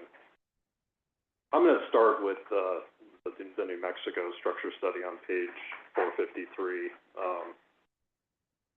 First of all, I want to start out and talk about the team that works on this, because I think this is an important program for the office. There's a bunch of people who work on this in the office. Richard's been with us for 5 years now in this program, maybe sitting on 6. I've worked with Bruce since I joined the SIC 7-8 years ago. He was the chief compliance officer at the time, and has been part of this program in the background for a while. And Charlie Woolman, who is I like to say is our institutional knowledge. He knows the long history of the SIC, which, and this is a program that goes back to 1990. It's 35, 36 years old now. And then you have folks like John and Vince who are obviously involved as well. So this is kind of a team sport as an office. This structure study prevents a new program, which we're calling the NMSIC Strategic Venture Capital Program. This is really an evolution of the New Mexico private equity program, which has been around for, again, since 1990. We're not going to go through every slide here. This has obviously been a lot of work over time and wanted to really lay out kind of all of our thinking on the program, what we believe is working, what the reason we made some of the changes we made. But wanted to mention like some couple high-level points. Venture capital is a complex asset class. It's very unique. It has the highest dispersion of returns of any asset class that we invest in at the SIC. And, you know, but it's also the highest expected returns of any asset class that's done well. And, you know, we focus really critically across our portfolio. You know, manager selection and diversification are particularly important in venture, where it's highly dispersed in terms of performance, as well as, you know, there is some persistence in the asset class where better managers attract better founders, which results in better financial results. This program's really been carefully designed since we last discussed. I had a structure study in 2019, you know, to take into account the unique characteristics of venture capital, but also the realities of New Mexico's ecosystem and where it currently stands. You know, really, we thought deeply about where we thought support was really needed in terms of increasing the impact of the ecosystem, whereas we thought, you know, there was an evidence of right to win in terms of what state resources we have, in particular, things like national labs and deep tech, as well as our, I think, evolving kind of potential leadership in climate technology. You know, and basically based on this, you know, we see some signs of kind of early success in product market fit. And we think this program, this evolution that we're going to talk to you about, we think can produce both higher economic returns, but also foster increased economic activity in the state. Obviously, I can't walk through every slide in this presentation, but I'll start on page 456, which is the introduction. This presentation outlines a blueprint for restructuring what we used to call the New Mexico Private Equity Program into a market rate NMSIC Strategic Venture Capital Program. We believe the program can produce a double bottom line, and what we mean by that is good financial returns from a diversified portfolio of commitments to really good venture capital firms focused on sectors where the state has strength, as well as a wider funnel of investment opportunities stemming from a more flexible approach to what counts as economic impact on the state. Really more of a focus on job growth rather than the location of company headquarters. You know, this is really kind of formalizing what we've been doing on a line item by line item basis, particularly since the end of 2022. Nearly all the commitments we made since then are market rate investments. We've created actually quite diversified portfolio with great managers. And what we're recommending is that we basically graduate this program into a redesigned NMSIC Strategic Venture Capital Program under an SIC-approved investment policy rather than operating specifically under the statute. And, you know, we think it meets the spirit of the original statute from 35 years ago, which was to promote tech transfer and commercialization from the state's universities and national labs, as well as to foster a more robust innovation ecosystem in the state. Can I just ask a question on that one? Because I think that's a critical shift. And I just want to make sure, because I wasn't here when that legislation was put in, but I've always been told that this was to clearly make sure that in New Mexico had a portion of investments consistently in New Mexico. But then as we tried doing that, it sounded as though that's partially why we have such a horrible rate of return. So are we saying now, that's nodding, are we saying now we're not successful doing it that way, so instead we're shifting the plan so that anyone can invest in it, but New Mexico just can participate in that program, or gets the win in, right to win in this program, meaning, yeah, we're still gonna think about you, but if we don't really think that that works better than what else works for a stronger rate of return, we're going with the other stuff. So we're basically shifting the idea that investing in New Mexico. Charlie, do you want to chime in about the, or no, what were you going to say? The only thing I would program. volunteer, Madam Treasurer, is that I think we figured out that the differential rate, setting that as a target with this type of strategy simply does not work. We need to go for the best managers that we can acquire, we can work with, and work with them to make investments in New Mexico. Doesn't mean that, and the other issue is the company headquarters. That strategy, it has not delivered a whole bunch of companies with headquarters here in New Mexico. We think we have a better plan to accommodate that desire without sticking to existing statutes that really is a bit dated. Mr. Chairman, are we still in compliance with state statute with the changes that have been made today or that are presented to us? Okay. And then the second thing is, I'm indifferent. I'm not saying you have to invest in New Mexico. It's not really my thought process. I just want to be clear for the council and for New Mexicans that legislature a long time ago had this idea. You guys tried to implement the idea. The idea failed in the sense of net IRR. And I would say like small SBIC, small business, they tried to say this year, well, it's not as successful as SIC, for example, because of rate of return, but the idea of SBIC was not for rate of return, it was to create business in New Mexico. Maybe that's where that avenue needs to be a little bit better, but I just wanted to bring it to the table, throw it out there, and then see where you guys go with it from there. I think is the core of the shift in these changes that I saw today, is that we're not doing it that way because it didn't work. But how are we reassuring people that New Mexico, I mean, I talk about it all the time, you guys are tired of hearing me say it, and we're trying to push people to invest in New Mexico, but how are we gonna continue to do that without losing this money? If I could clarify just a little bit. So the statute is set up to be a differential rate investment, sort of authorizing the council to act in a way which otherwise they wouldn't be able to act. So it looks like a breach of fiduciary duty if you're not getting great returns.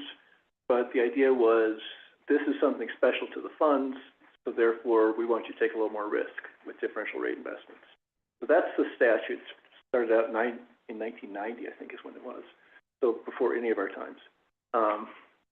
But the new plan is no longer differential rate investments. It's venture capital, which is intrinsically risky, but we intend to get market rate returns. And we intend to get that by investing in companies that are going to work in New Mexico. The idea being that you can't, there's no development unless there's money to be made. So we're working with companies that can make money in New Mexico and working with national funds that know how to pick venture level investments that are likely to make money. So that was the focus. The focus was instead of saying, let's take a differential rate and maybe lose money, focus is, if this program is going to work at all, we have to be targeting making money. And that's really the shift. And so we're still doing the same things the statute wanted us to do in terms of investing in New Mexico, or getting funds into New Mexico. We're just not doing it under differential rate umbrella.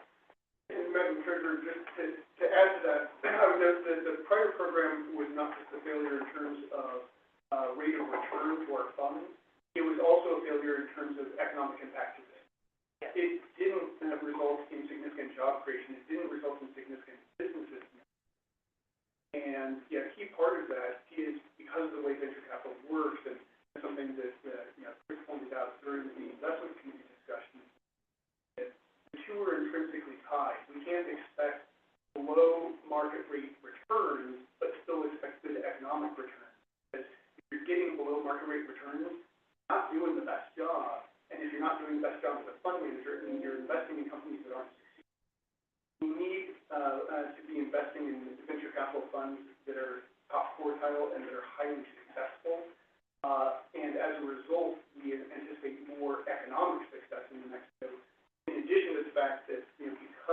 are now doing this under our broader, market rate mandate, we now don't have to only look at New Mexico companies that are headquartered here, because there's so many economic opportunities, that we could bring here that wouldn't necessarily involve bringing the headquarters. So my question gets at that two things. Of the funds, so what we're doing is we're investing in VC funds, we're investing in New Mexico businesses. That's the idea. We need to know what percentage of the funds is investing in New Mexico. So I think that's one of the pieces of information we're going to need. The second is what you're saying, this will allow us to invest in funds that might bring a Google, factory or service center or whatever here, not headquartered here, but would contribute to the economic development of employment. So this would allow us. That's correct. And Mr. Chair, council members, a great example is we have one unicorn in New Mexico. It's Array Technologies. It's a $1 million plus company. They currently would not qualify for investment through the existing statute that was created back in 1990. They're still headquartered here, but the majority of their employees are now outside of New Mexico. As they've grown and become so successful, they found it necessary to add additional operations elsewhere, but the statute requires that the company have the majority of their employees here. That was an additional restriction that just made it impossible for us to invest in some projects that would have meant a deal to New Mexico, but where we just couldn't under that differential rate program. And just one other question, and I know, Chris, you were there, and you were there when Meg Whitman was presenting at the Entrepreneur Club. The idea of taking advantage of all these scientists and entrepreneurs, or people that are entrepreneurial people, put it that way, but scientists and engineers and inventors that are in the government who have lost their jobs, and attract them to New Mexico. Is there anything the SIC can do as part of that? How do we attract that brain talent to New Mexico to either relocate here and work or be part of this? Is there anything we can do, on that talent side? Mr. Chair and Member Allen, I think one thing that we've already been doing is investing in venture studios that can help recruit people like that to New Mexico to work with the venture studios to build their companies, but I would turn it over to if you don't mind, I'll table some of those discussions because there's some slides we'll go through just in a minute about strategy and why we think the new strategy will result in more things happening on the ground in New Mexico versus the past. So, Mr. Chairman, I have one more question on this page, because it's a core aspect of the changes that were made.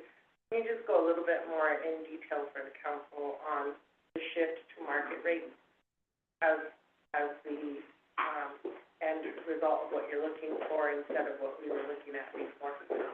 So there's really two major components. It's managers with historical track records that we can underwrite, as well as diversification. And this program in the past was very concentrated.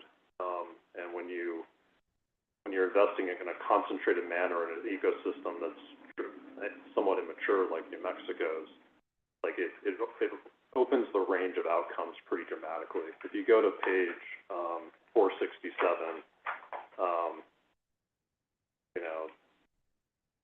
when you think about building a venture capital portfolio, you have to take into account the fact that the further you go out on the risk curve, the more concentrated you are.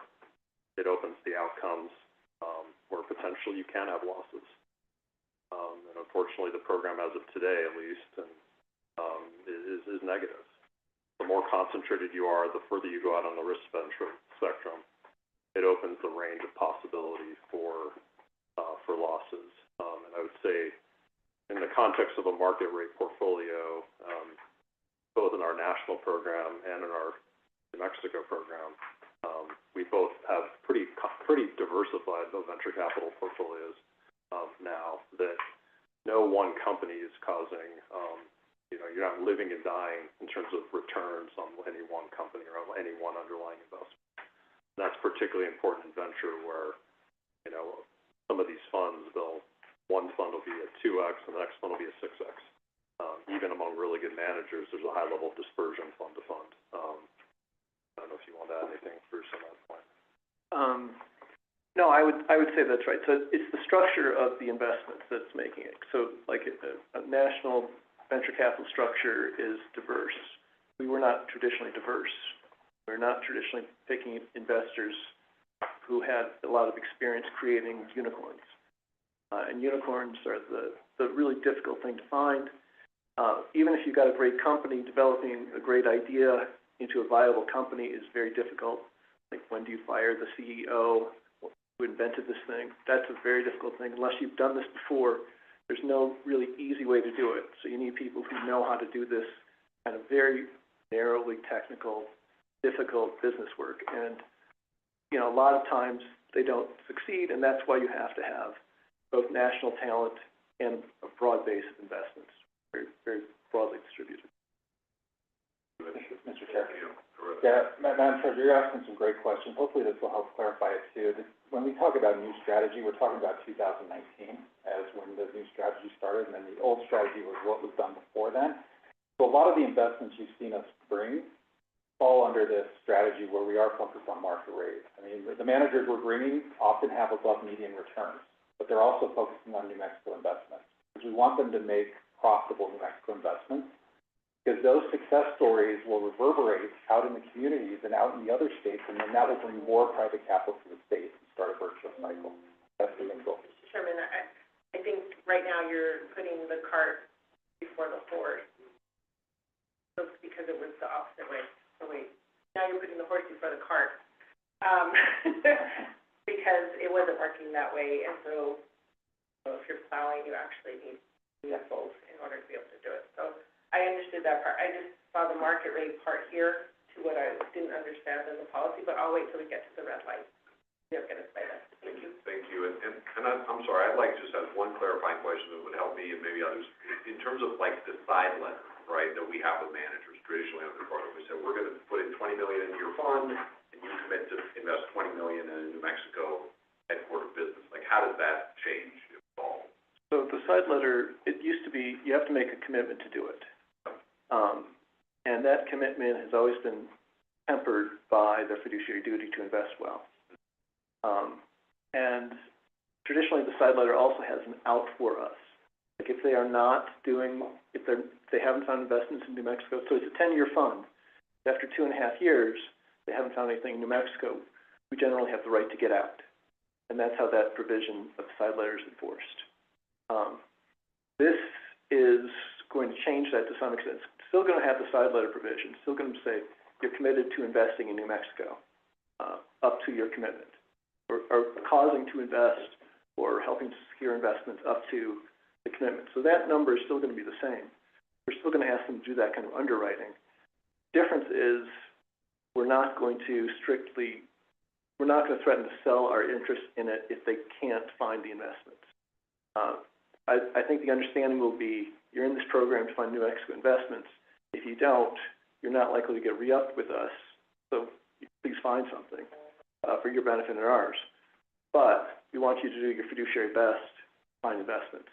And that's what I think, you know, part of the underwriting when we're investing in a commingled fund is what's a realistic amount of investments they can make in a fund. I think one of the big things that we've changed that I think we have kind of early product market fit on is when you use a frontier fund as an example. That's a commingled vehicle where they are looking for investments either already based here or to move here or have an operation here. In addition to that, as part of that, we funded Roadrunner.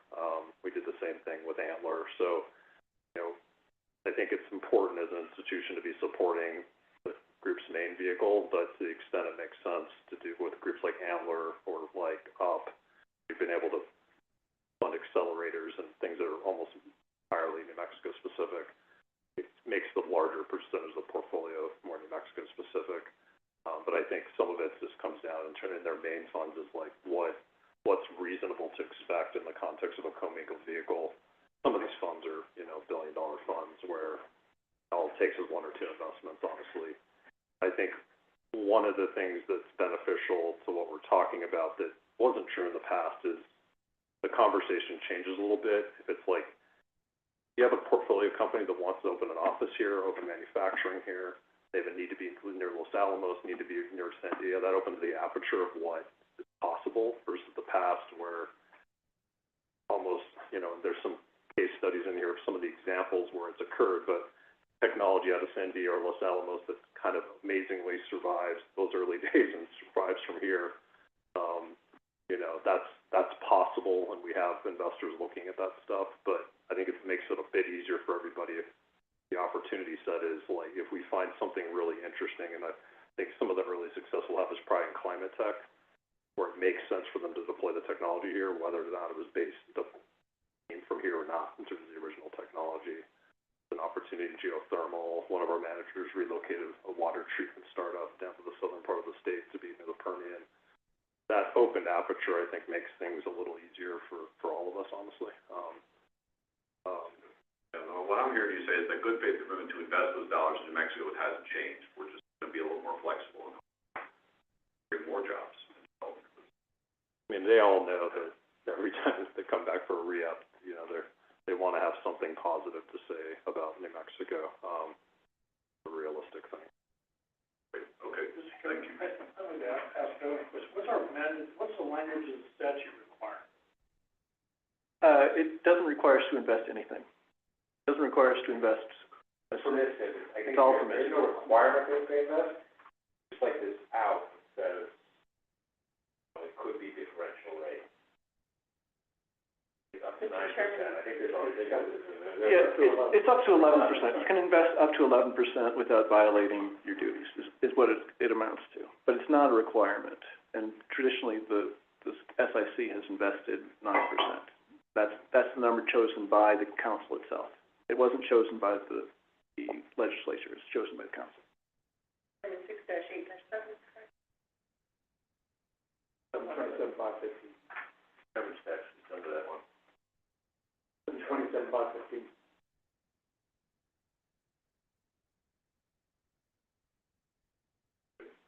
Thank you. Your question? Okay. Thank you. Okay. I think we've covered a lot of good ground. Up here. Maybe we jump to page 490, where we talk about some of the progress we've made over the last, since 2019. And then we'll go into a little more detail on the strategy and what we're specifically recommending. Yeah, we started this with the structure study in 2019, and one of the things we did is we were very thoughtful in making those early commitments because we wanted to make sure that what we were committing was going to be helpful to New Mexico. We wanted to gather data about what would be most helpful to New Mexico. So one of the things we saw was there was a need for earlier stage capital. So this is beyond the traditional Series A and Series B that you sometimes see in venture capital. So we started targeting pre-seed and seed managers that could come in. We also learned that entrepreneurs not only want capital, they want expertise. They want help in growing a business. They want help in getting national connections and global connections. And so, you know, trying to find those venture capitalists that have those connections to be part of the program was one of our focuses as well. And then doing something that's complementary to the state. There's been research done that if you try to do something that's not complementary, then if it's successful, it'll just end up leaving and you don't have anything left from it. So focusing on things like deep tech, climate tech, aerospace and defense, managers that have expertise in those areas and bringing them in to really complement what New Mexico is already strong in, you know, to try to further that right to win. And then from the venture capital investor side, they gave us the feedback they wanted to look at more investment. So that's where the venture studios and the accelerators that are located in New Mexico come in, because we're hoping to create more companies for these venture capitalists to look at and potentially invest. And so if you turn the page to pages in 39 or 91. So this outlines the goals that we had in the last structure study and just our progress. You know, one of our first goals was to increase companies. And again, this speaks to a lot of the diversification that we've been talking about. We were focused on diversification back in 2019 as well. We wanted to increase the number of active New Mexico companies. And really, we're trying to do that through investments like Roadrunner, through Up Ventures, through Antler, from getting other managers in here to invest in New Mexico companies and increasing the number of companies. Because venture capital does have a wide dispersion of returns. So you do want to have a number of different companies in there because you don't know what's potentially going to be successful and what's not as it goes through the development process. The second one was increasing the number of managers. And I have to thank the council here because you guys have seen the increase of managers that we've brought for the New Mexico program because you have to spend time on reviewing those. So we've been focusing on reducing that concentration on any one or two managers in the program and bringing multiple managers because we want multiple managers looking at the state and looking at entrepreneurs so that companies have multiple chances to receive investments from different funds. And the third one is help foster a more robust local venture capital community. And, we're getting national funds to spend time in New Mexico. And, that's one of the metrics that we want to start tracking is how much time are you spending in New Mexico on the ground? What's the top part of your funnel look like? I mean, right now we're tracking the bottom part, which is how much investments are they getting. But we want to see the top part. How many deals are they sourcing? Just to make sure that they're active. Kind of speaks more to this good faith clause in the side letter that we talked about. And then finally was earn a positive return. That's always been a focus because, if you do an investment, you want it to make money ultimately. And investors want it to make money. They want to do investments that will make money. Entrepreneurs want to make money. And so we want to really bring in those investors that have the experience that can invest and generate a positive return. And then the next slide is just a graphical way to kind of show the projects that we've made. And you can see here, like the pre-seed and seed stage is actually broken up into multiple categories there. We have the venture studios, venture labs, traditional accelerator programs, and then the pre-seed and seed investors, in addition to kind of the traditional Series A and Series B. And I think we've been thoughtful about how we've invested across the multiple stages. One of the feedback the managers give us, which is why we're talking about, broadening it to not just companies headquartered in New Mexico, but with operations, is a lot of the managers we talk about have companies that are growing that are looking to expand in other states. New Mexico could be a prime target for that. In the past, that wouldn't have counted.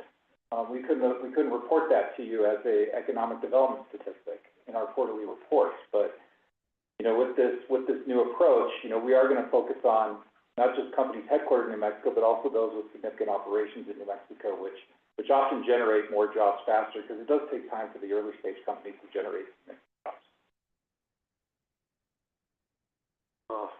Maybe we could jump ahead to page 510, start to talk about strategy and objectives in a little more detail. So what we're proposing for this program is a true double bottom line, which means both financial returns and to encourage economic impact in the state and support job growth. And the strategy we've kind of come to over the last 5-6 years, which is what we've been doing, is kind of three elements. One is a really deep and deliberate sector focus about where are we seeing evidence of really interesting companies being built in the state. I would say deep tech's the obvious one. We have national labs that do all sorts of interesting things, and there's some case studies in the back of companies like Ubiquity and Quantum Dots and NTX and biomanufacturing. What's the third one? I forget off the top of my head. But these are all unique, Crossbow Systems, which is solid rocket motors. These are all, New Mexico's good at a very specific kind of subset of kind of companies, and we should be really the world's best investor in that space and be strategic and let the world know that we want to be the best in this. We have some of the best scientific talent in the world. We want to pair that with some of the best financial capital in the world investing in that space. Number two, and this has been the evolution of the strategy we're most excited by, is what we call company creation engines. These are the venture studios, the accelerators, the post-accelerator programs.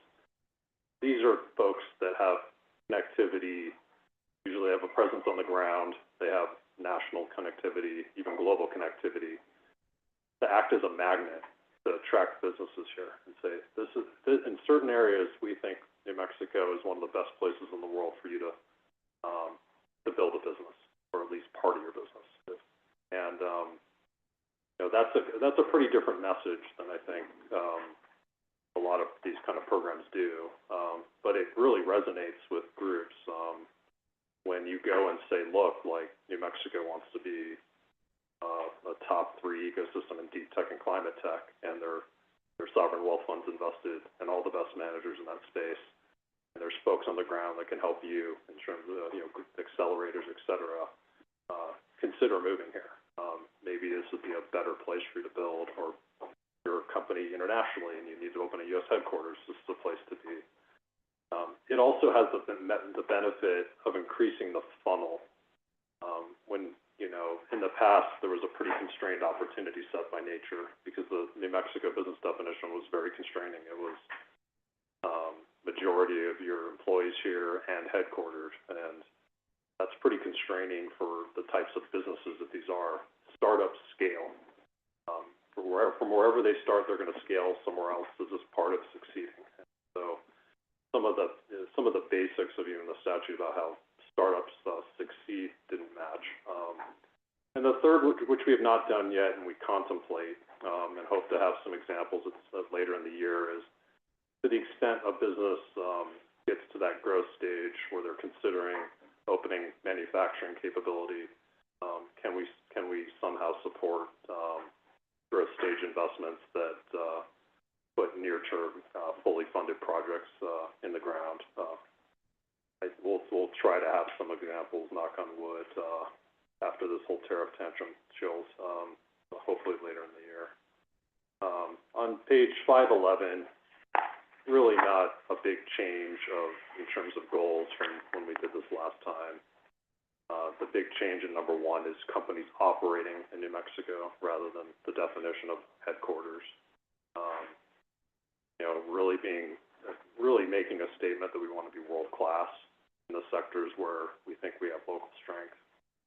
And then, as part of that, really lean in where we can, where it makes sense to fund venture studios, accelerators, et cetera, that can act as a magnet to attract businesses to the state.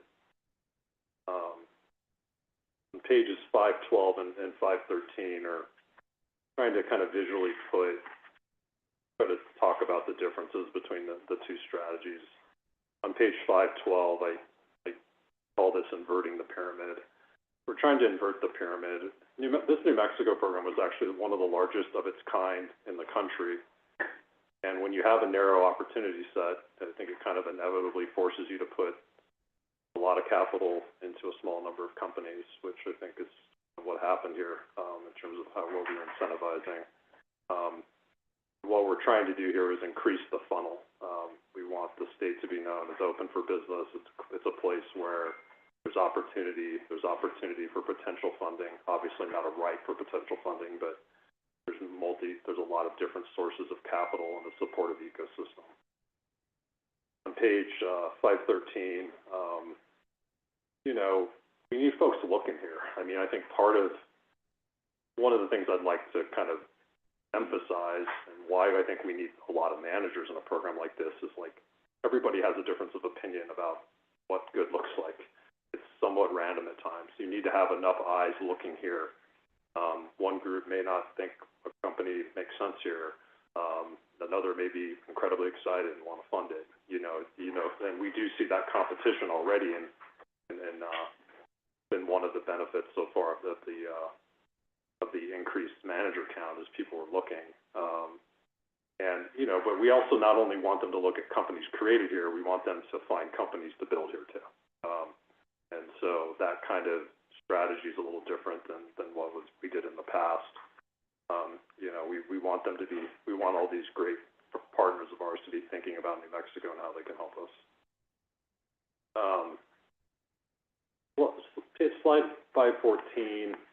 We attempted to do a bit of a pro forma between our venture capital program and this program as well as our national program.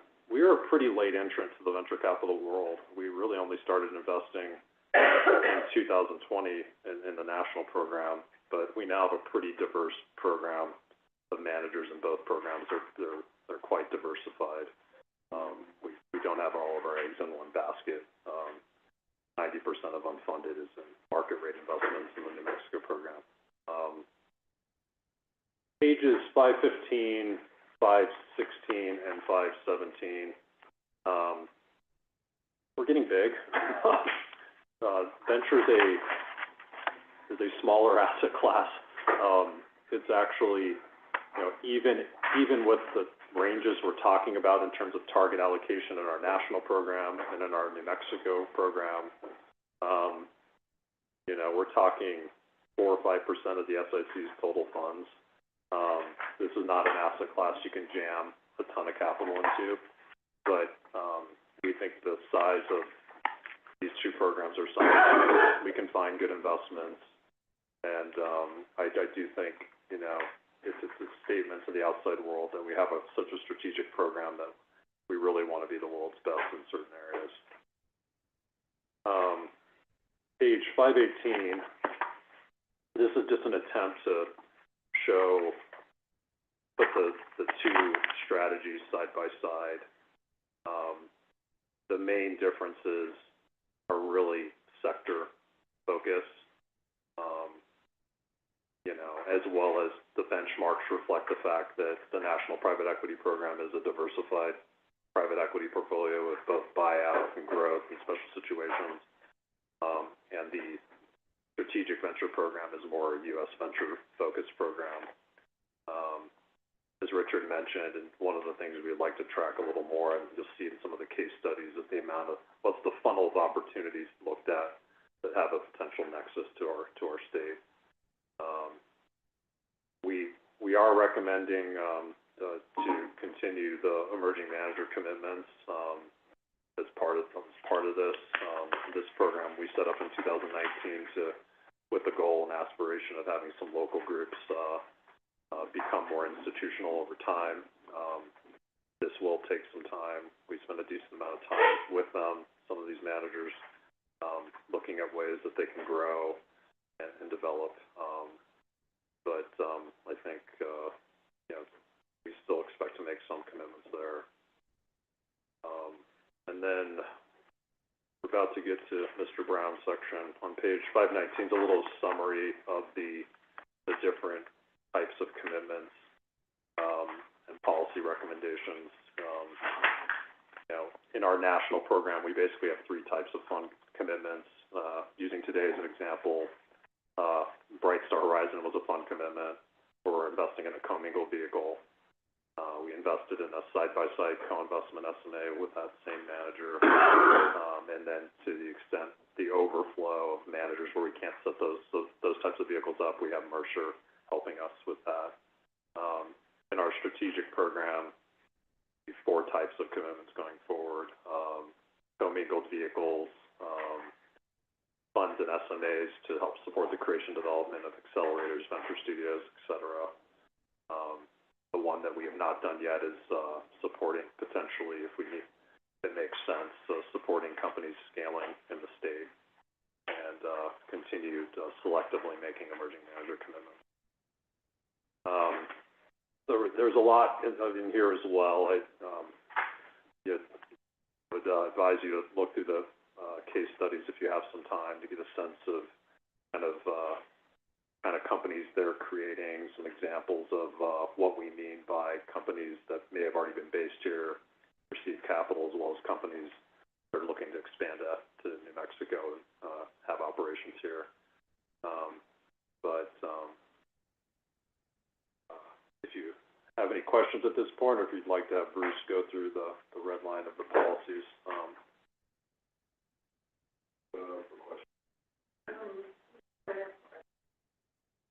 On the goal, earning a positive return on an overall portfolio basis is the current goal. The new goal is earning a market rate return on the overall portfolio basis.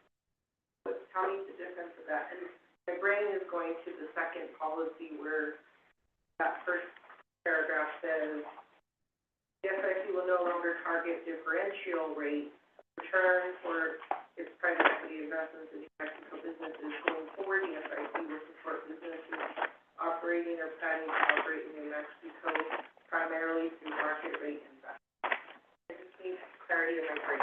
So here's the issue with differential rate. It really is a conceptual thing. It really is a brain thing. Because conceptually, differential rate makes sense if you're talking about bonds or something where they're actually getting a rate paid to you. You know, you might say, so in our recovery fund, they accepted a certain rate to local businesses, you know, a certain payback rate on the money they lent. This is not like that. There are no rates. I mean, companies, if you're investing in venture capital, you could have a 0% return, or you could have a 100% return. And that's kind of the game you're in. And looking at those curves, you're trying to do enough of them so that when you have 100% or 100x, you have a 0x, somehow they balance out to something a little bit better than public equity. That's the hope. But it's not a differential rate. It's every one of these is going to be swinging for the fences, and every one of them that we invest in is going to be something we think has a chance of returning us 5x or huge returns.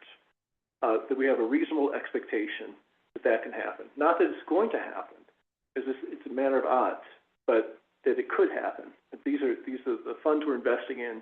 We're not investing in because we think they're going to come back with a different rate. I think they're going to hit a home run at some point. One of these funds is going to hit a home run, and it's going to pay us back for all of our investments. That's the theory.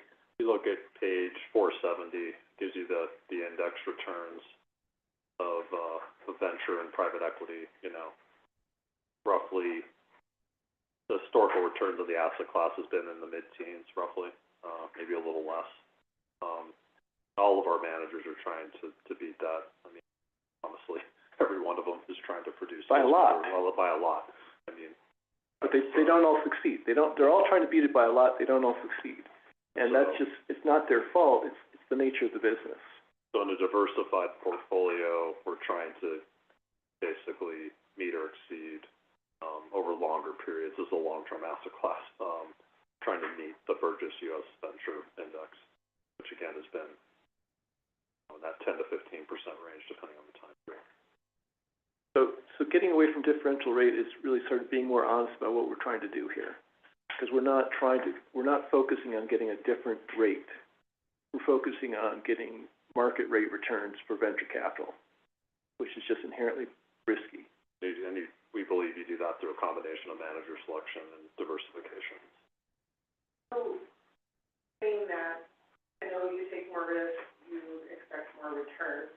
I didn't see anything in the policy that says how we're evaluating that, or when we're evaluating it, or how are we going about that process? That's the secret sauce. That's what we do. I would say, like, the data you just gave us, just so you know where my brain is going, the data you just gave us is gone, right? I knew that the program was really bad. We all did. But looking at these numbers of the docs, and especially the bright yellow, it's rough. I'll just keep it that way. How are we making sure we're evaluating early enough to be preventative, proactive, figure out a different diversification? One of the things that exists in venture capital is persistence of returns. Like, there are certain managers, like, there's always a debate whether you can repeat what you've done, or if lightning strikes once, can you do it again? And there is evidence that in venture capital, the best funds do repeat their performance. So what we're looking for is the best funds, as is everybody in America. The question is, how do you get access to those best funds? And that takes a lot of sort of work, which Chris has been doing in spades recently, in terms of going to these places, meeting these people, putting yourself out there, and trying to get contacts that will give you access to these access-constrained funds. And if you get access to those funds, your chances of doing well are much, much better. And that's just the nature of it. So you can't go to an index fund and buy the best venture capitalists. You have to go out to California, you have to go out to Austin, you have to go out to New York, Boston, wherever. Find these funds and convince them they want to invest in New Mexico. It's a lot of legwork Chris has been doing. Sure, Madam Treasurer, we take these funds through the same diligence process as we do for the national program. And so the same pros and cons that you're seeing, we review the same pros and cons that you see with the national program. Then also on the monitoring side, we put in our performance reports right now diversification by GP exposure. So you can see, you know, like right now, the largest manager in the New Mexico program is a 20% exposure. And then the next largest is 9.7%. So we can track the exposure to managers that way. We also do fund series. We also do by industry, by vintage year, to make sure that we're getting vintage year diversification. And then we're also going to track benchmarking as well. And that's something that we haven't done in the past, because that's one of the big differences between positive return and market rate. We want to make sure that we're tracking closer to a benchmark of venture capital than just a positive return. And Madam Treasurer, also just that we're going to be getting annual reports from all of these groups to let us know how everything's going, to include the information that Chris and Richard were talking about, of asking what's the economic impact of Mexico and how are you broadening that. And Chair, I think all of that is great. You see it in the policy. So Bruce can correct me if I'm wrong here, which he does. If you look under investment guidelines in both policies, one of the major changes on the New Mexico side is conforming this idea about diversification within the private equity portfolio. The phrase in the National Structure Study is diversification within the private equity portfolio will be considered for the purpose of controlling risks and maximizing returns. And it talks about all the, you know, a couple of the different elements of vintage year diversification, strategy, geography, industry, and I believe, correct me if I'm wrong, Bruce, you incorporated that same concept with a reference in the New Mexico version. Yeah, it's the same concept. So, Mr. Chairman, I'm on board. I'm just asking, do we need to have in the policy the reporting requirements to back to the FIC, similar to what we've done in the investment policy and the other policies? Mr. Chair, Madam Treasurer, I would suggest that in this case where a big chunk of what we're wanting reported is New Mexico impact, we will be supplying that information to the council, to the economic development community, and getting feedback, and we may want to have some flexibility as to what we ask, what information we ask for. And so rather than being in a set policy that won't get reviewed for another 3 years, I would suggest that we leave that to the team to determine for now what gets reported. We will report back to you and to the public and the legislature to consult both the returns but also the New Mexico impact. And if it's not quite the information you're looking for, let us know what is, and then we can make a quick pivot to add that information in, rather than having to wait 2 years for that. I mean, I think for me, I'm just mentioning that this information will be given back to the board on a yearly basis or quarterly basis or something like that. And then you guys all decide what all that reporting looks like and update it and improve it as you go through your process. But I was just looking for something in writing that says, we're going to review this. I'm not going to be here forever. None of us are. None of the council is. You guys will be here longer than we are. So just thinking as a policy, we should have something in there that will report that. Madam Treasurer, I think that's on page 9, page 9 of the red line for the New Mexico program. It doesn't have specific timelines, but it does say that, reporting for the strategic program is the same as the national program, and that there will be reports of economic impact back to the council. So I just stated in the policy as a requirement, but it doesn't have a particular timeline attached to it.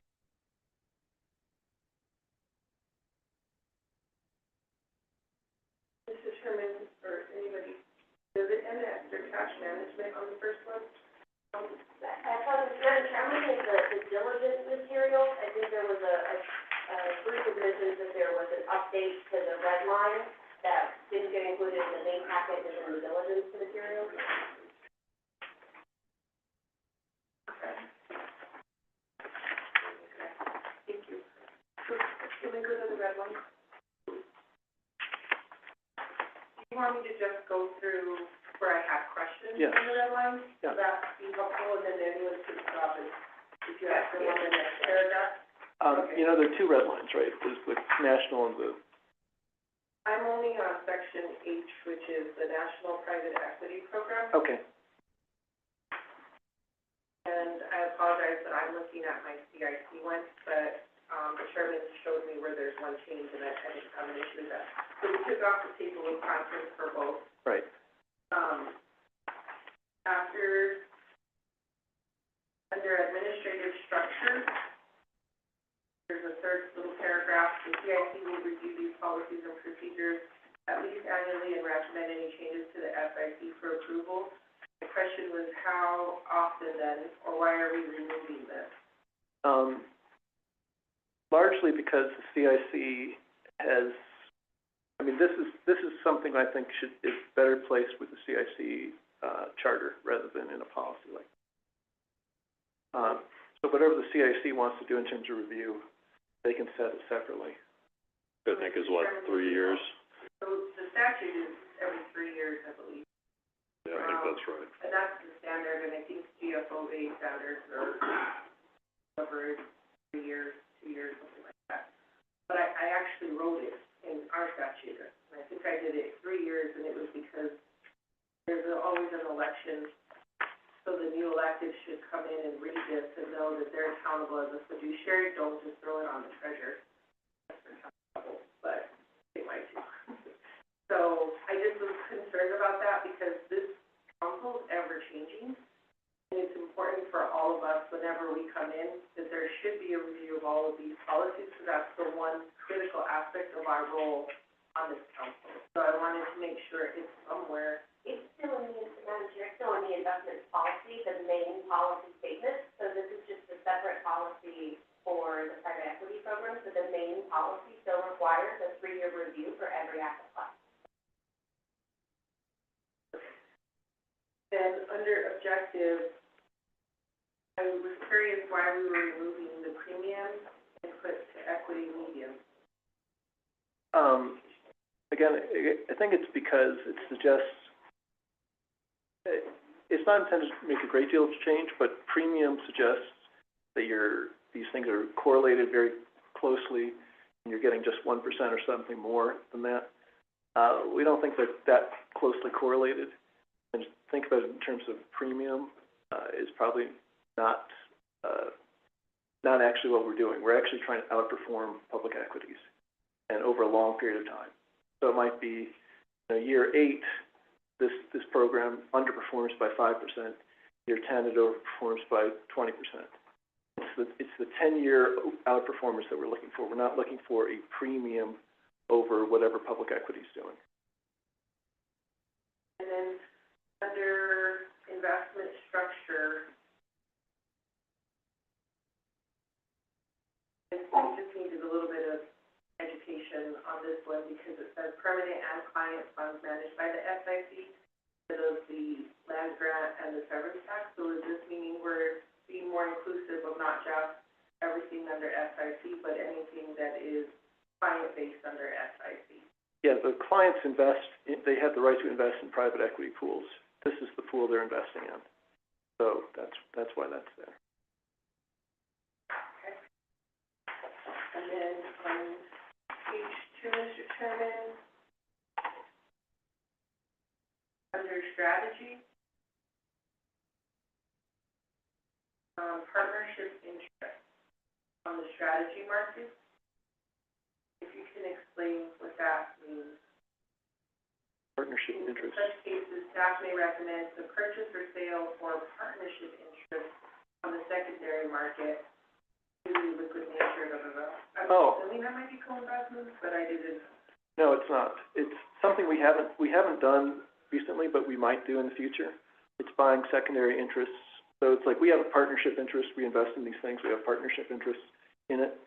If we think a fund is not going to do well in the next 5 years, we might say we'll sell our partnership interest, or vice versa. If somebody else has something, as a particular fund that we think is doing well, and even though we're not going to go in with the initial investments, but the partnership's been going on for 5 years, we might want to buy into that.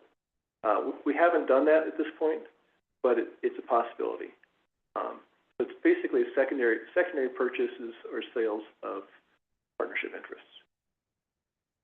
And is that something that would come back to the council before you guys did it, or? Definitely. Yes. Okay. We kind of left it vague because frankly, it's an area we've been researching approaching without anything concrete to discuss. So if we come up with something that we think makes sense, we'll bring it for approval. Mr. Chairman, I would recommend a definition of what partnership interest was, because I don't know if any of you knew what that was, but I have no idea. I was just guessing. And then maybe on that definition saying it was before the council, it sounds pretty unique. We do say that in another section, Okay. that these transactions will come before the council. So that was my big question, Mr. Chairman, these sections, I have this on, right before monitoring commitment, I think it's under national, under new commitments. And it starts with, the top of the bullet points, and it says the advisor will prepare an investment. Right. Okay. My question on this one was the last sentence, the SIC's approval is required for all new commitments, and it's struck. And I was wondering why it was removed. Oh, because it's going to be the same policies. Everything's going to be the same policies as the national program. Just so I'm clear in my brain, No, this is everything that is gonna be done in this is gonna also still come to the SIC each time.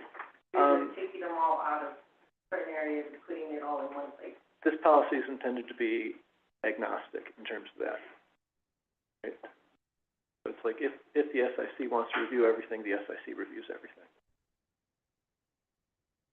I just thought if somebody's looking at just one policy, they don't look at the one that is the core to it, that could cause confusion. And it's not just in this wording, but it's in a couple of other places of wording, but I'll wait till we get to that section. And then I didn't know what commitment was. Commitments. That's what, It's on that same paragraph, with possible legal negotiations will be concomitant. Did I say it right? oh, commitment. Made at the same time. Done at the same time. And then, on sale and purchase of limited partnership interest, Chairman, everything is struck. So I was just trying to understand the logic behind that portion. Under the sales of limited partnership interest. This is pretty stale. If we ever considered something like this in the future, we would have to come up with, I think, completely new. I think this was contemplated, 15, 20 years ago? I don't even think yeah. So if we ever considered something like this, we would come back to the SIC with a strategy and approve it separately. So some of the things in here, I'm not even sure are true in terms of the way that market works today. But again, yeah, they're being very specific about what they were going to do.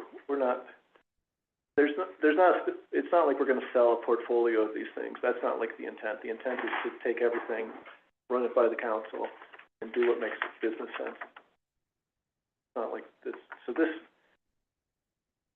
yeah, I think it's stale. It's the best way of talking about it. Mr. Chairman, I know in policy, we don't want to be very specific. We never know what your market environment is going to be. You don't want to tie your hands up too much, but at the same time, you don't want to free-for-all under the wrong administration. So I just saw that we went from one extreme to a completely different extreme. So I was just curious if there needed to be a little bit more guidelines on that area.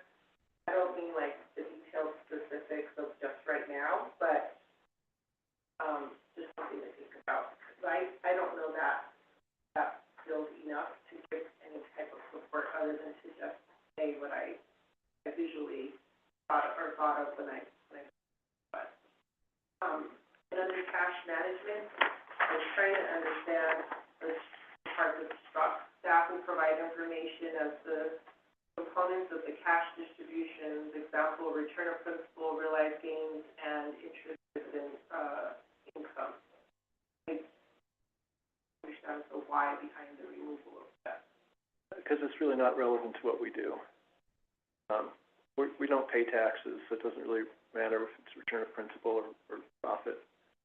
There's no requirement statutorily on your end for realized or unrealized losses on this. Right. department, okay. That was all I have on this concern. Since we're on that national, program, investment policy statement, are there any other questions or comments on that? Item? Okay. Any questions or comments on the New Mexico Strategic Venture Capital Program, structure study, or investment policy study? Mr. Gentleman, congratulations. I think it's really nice. Thank you for the details of the strategy, thought behind it, and also for what we're doing.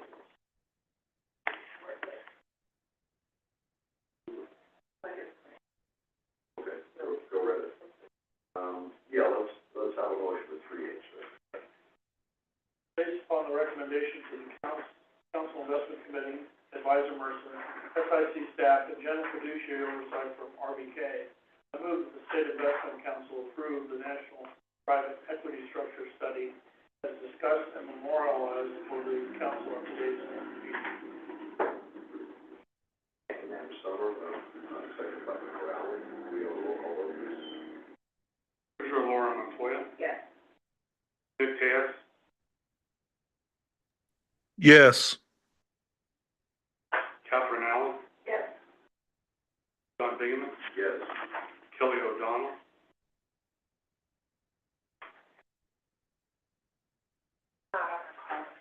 Okay, Alan Sanchez. Yes. Kurt Summer. Yes. That's, 6 on the affirmative, motion passes. Thank you very much. Any questions or comments on Mexico Strategic Venture Capital Program?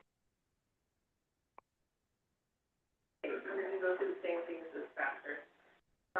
So on investment guidelines, I saw a lot of changes that say, except as otherwise noted, investment guidelines for the strategic venture program are identical to those of the national program.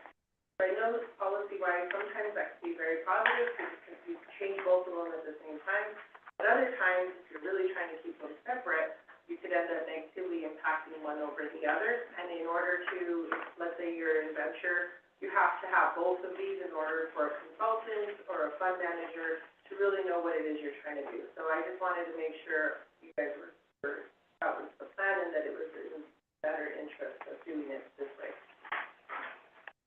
I think the way we look at it is the same team doing both sets of investments, but the venture capital has some extra requirements. Venture. So. The next page, the 100 million versus the 30%.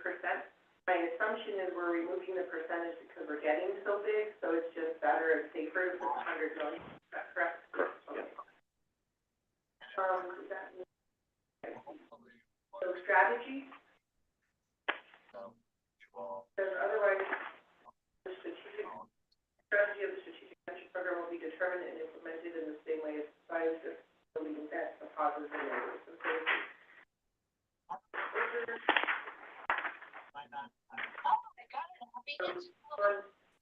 page,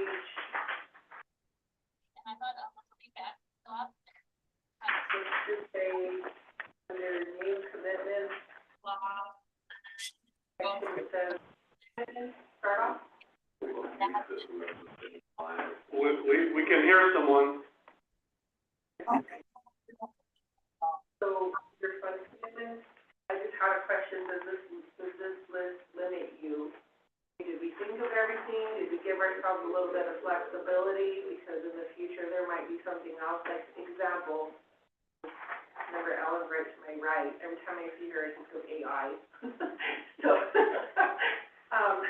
like, AI wasn't a thing 20 years ago, right? Or maybe it was, we didn't all know about it, so I just didn't know if this list stopped you from something, because it says deep tech, climate tech, aerospace and defense, other sectors that may provide opportunities, which may include healthcare and life science, media and entertainment, under select software-driven section, like entertainment media was thought of until today's agenda item. So I just didn't know if there's anything else outside of health sciences that I don't want to limit us to being able to look at or have to come back, do an agenda item to be able to see it. I think as drafted, the others lets you do that, other sectors, whatever those may be. Yeah, but it says which may include, you didn't put an IT. Among others or something. I would agree with that, not only AI-based businesses, but also cybersecurity, which goes area, we have that capability.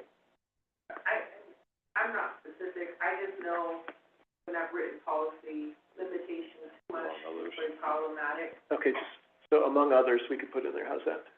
It don't matter to me, I just wanted to bring it to your attention because the world is ever changing and something's always new, and in ventures, that's exactly where you really have something new. I think where I would do the limitation is more that it aligns with our values of some sort, like, we're not hurting New Mexicans in some way because you're gentrifying their community, or you're not doing the gambling thing, like, there are certain things people don't like us to do in sovereign wealth funds. That's where I think you put that limitation, like, on that end, but you want to be able to go into different realms that aren't just sciences and stuff, so, again, just saying, why wouldn't you put AI? Because that's where it's today, it's not digging it out, it's saying, are you not aware? Deep tech, I think, probably includes it. The reality is, like, the entire venture capital industry is like practically over 50% AI right now in some shape or form, whether directly or indirectly. So, pretty much everybody's using it now in some shape or form. So I don't think it's, I think what was the original definition of deep tech that we had? It was like, AI and all sorts, microelectronics, it's all sorts of stuff. So it's a pretty broad term. Yeah, it's intended to just signal that we want to do things in New Mexico that work in New Mexico.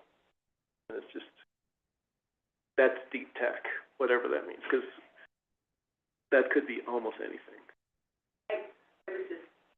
I'm just being, but I know there has to be realms you're not thinking about in these little buckets that could potentially need to be added in. Well, we'll change the language a little just to make it clear that we're open to ideas. That makes sense. And then I would say on the end part is, and that align with FIC vision and mission, or I don't know how to say it, but here's what I'm trying to say. Yeah, I mean, I think. If you don't want to be using Implicit. trafficking. Yeah, I mean, I think that's sort of implicit in everything. Okay. Well, like, some might be okay with human trafficking, some are not. Some are okay with child labor, some are not. Like, this FIC is not okay with it. So that's why I'm saying, like, I don't know how to put that in there, but that's what I meant.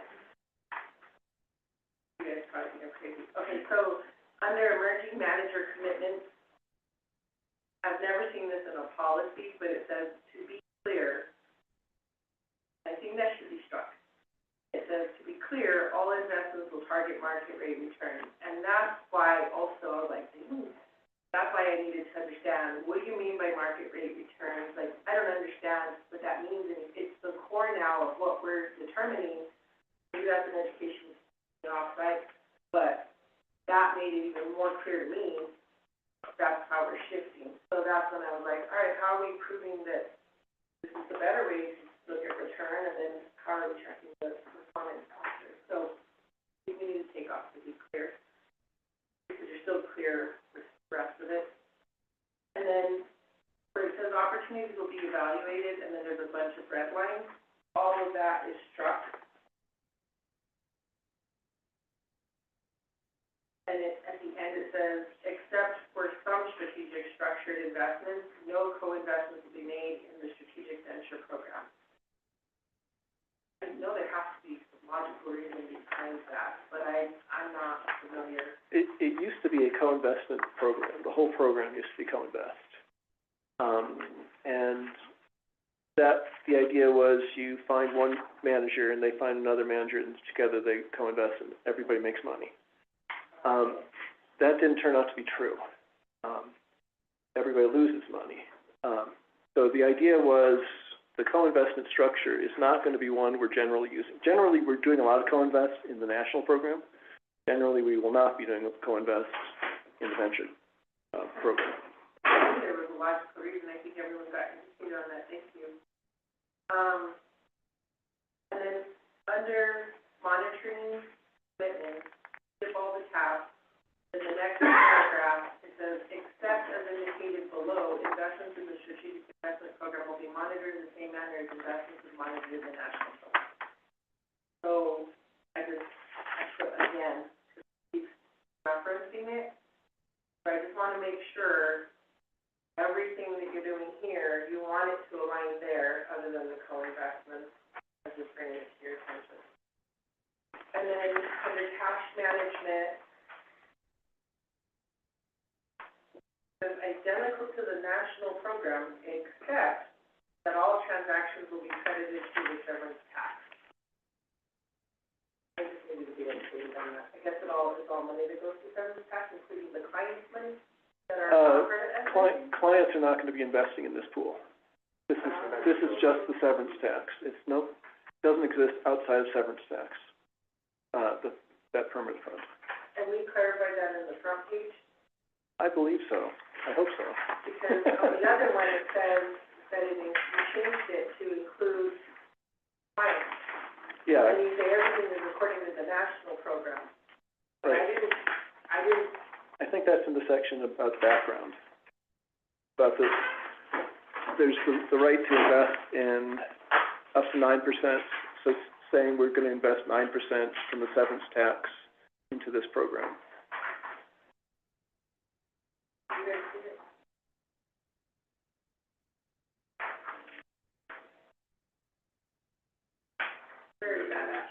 Madam Chair, I do think one thing to point out is currently the client can invest in the National Private Equity Program, and that would continue. That's not a change. We are not going to open up the New Mexico program to the client. Okay, I think that's a smart way, because most of them don't have the liquidity needs anyway. Right. It's a lot higher risk. But where is that on this one that says it at the beginning, that this is just for severance? So it's investment structure, which is page 4.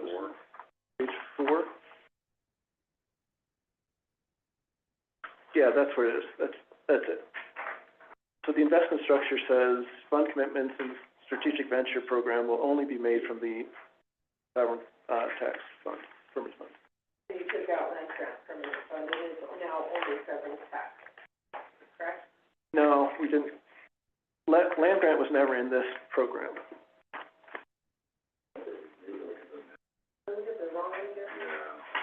I'm trying to save paper, it doesn't work. Yeah, Mr. Chair, Madam Treasurer, this program has always only existed as a tax permanent fund, so that's much. That's perfect, I just wanted to make sure. All right, that's all I have, thank you. Thank you very much. Any additional questions or comments on the investment policy statement?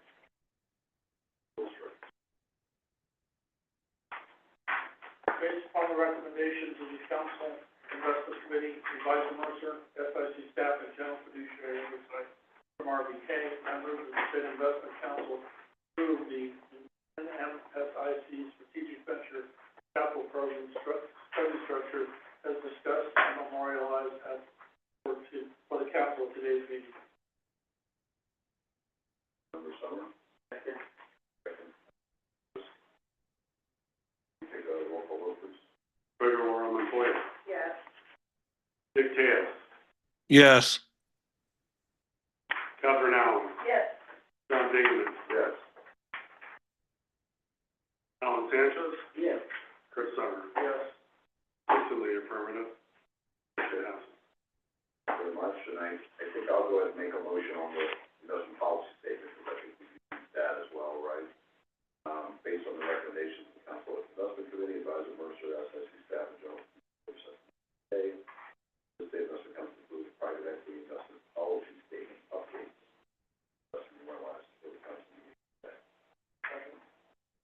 Motion by the chair, second by Member Summer. Please take a roll call vote, please. Treasurer Warren Montoya. Yes. Dick Taylor. Yes. Catherine Allen. Yes.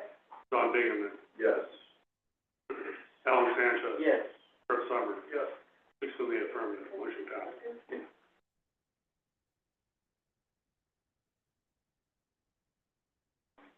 Okay, thank you very much. Great work.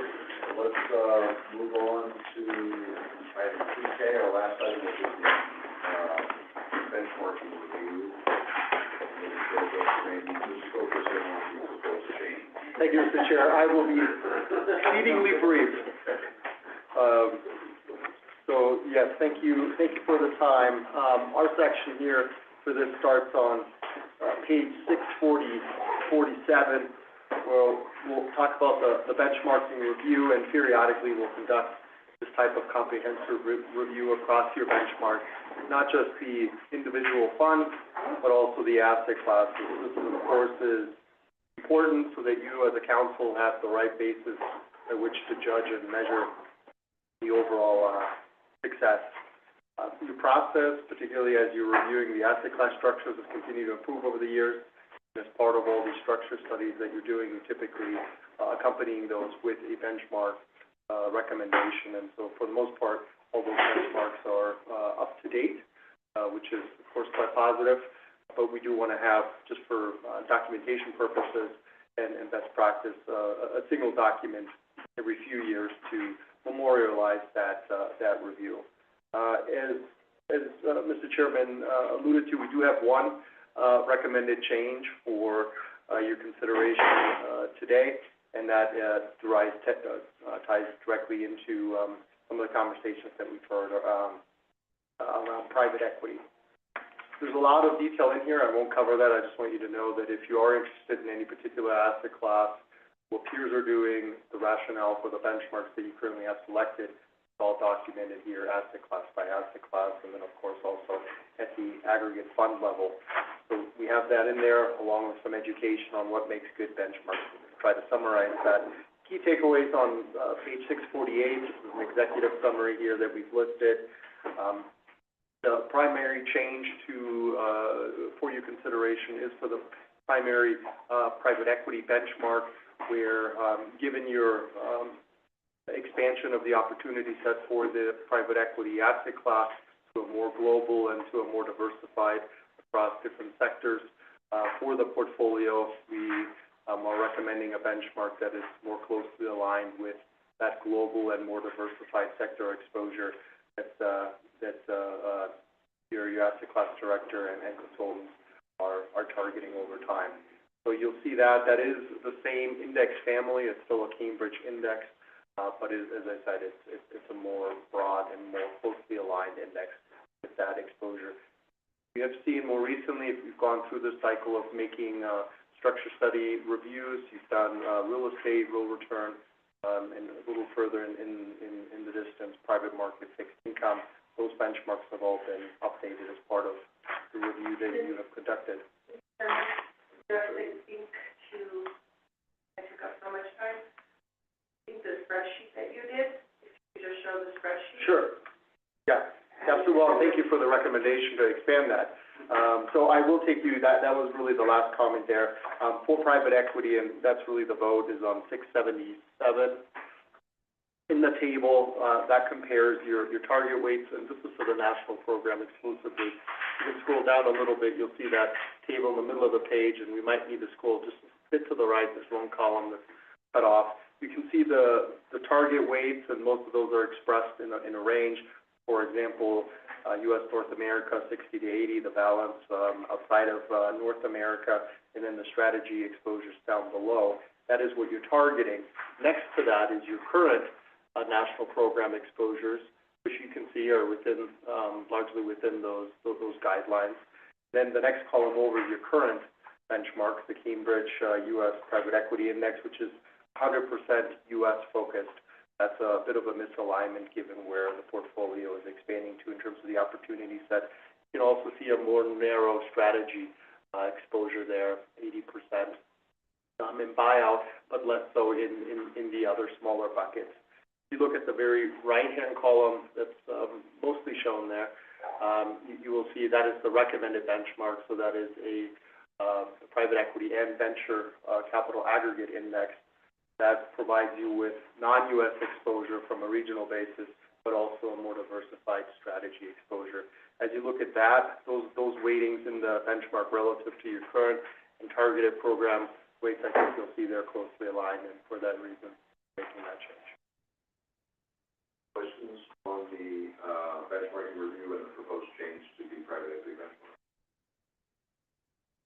on the recommendation of the council investment committee, FIC staff, and advisory by RBK, I move that the state investment council approve updated portfolio benchmarks for private equity. By the treasurer, second by member Summer. Please take a roll call vote, please. Treasurer Laura Latoya. Nick Hayes. yes, Catherine Allen. Yes. John Bingaman. Yes. Alan Sanchez. Yes. Kurt Summer. Yes. Six in the affirmative. Motion passes. Thank you very much. That concludes, section 3, and now move on to section 4, and hear from Chair McGovern. Thank you, Chair. I just want to say that we will have a council meeting, special council meeting on April the 30th from 3 to 5 p.m. Should be at the state treasurer's office at 2055 South Pacheco Street, Suite 100. We'll send you that information. It will be to discuss the personnel matters. The agenda will be the evaluation of the SIO and looking at compensation. The first, on the agenda will be, the SIO giving his self-evaluation. Secondly, we'll have a discussion to get a committee-approved format of questions and issues that we want to discuss with the SIO. Then the SIO will discuss as the council, the evaluation and compensation issue. And, that will take place on the 30th. And I'm gonna bring some food to walk, and not liquor, but we'll have food and drink. Coast. It's a coast, absolutely. I'll bring diet. Thank you. Right, any questions about the government? We've met several times on the format. Just so you know, we did, we asked, the SIO to ask our consultants for examples of evaluations. We also, Laura got a number of evaluations that are used for other groups, and I had some corporate evaluations so we can look at the format for it. We'll discuss that. Thank you very much. Any questions for our governance chair? Hearing none, we'll move on to section 5 and hear from our CFO.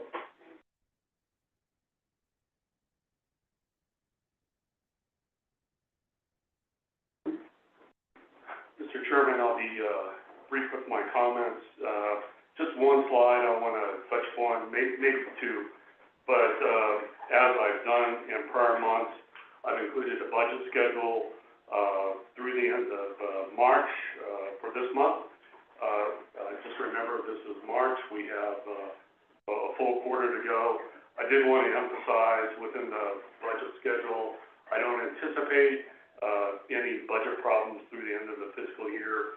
In an abundance of caution and not having a crystal ball, knowing what's going to happen in the rest of the year, we went ahead and submitted a budget adjustment request to ensure that we have adequate funding through the end of the fiscal year, especially as it relates to the 300 category. And then also for the investment holdings report, this is a report for the period ending, the quarter ending March 31st. Remember, on quarter ends, on the investment holdings report, you not only have a snapshot of where each of the individual funds are, you have a roll forward, both monthly and quarterly. So, but the one schedule I did want to emphasize, this is the preliminary budget for fiscal year 26. That's the period beginning July 1st. Nothing really significant to point out here. I think I've already mentioned John was successful in making a suggestion that some monies were moved from the 300 category to the 200 category. And basically this budget is due May 1st, so there could be some minor tweaks between now and May 1st because of the timing of this meeting. We wanted to get something out. But I just wanted to emphasize that as far as fiscal year 26, I think we're in pretty good stead.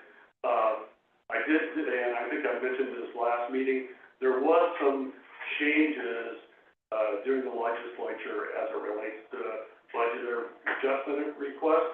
We still have the ability to do up to 5% budget adjustment request as do all the other agencies, but we had some language in the back of House Bill 2, that allowed us to, do a budget adjustment request above that 5%, especially as it related to the management fees, that 300 category. That's the biggest category that we have as far as expenses are concerned.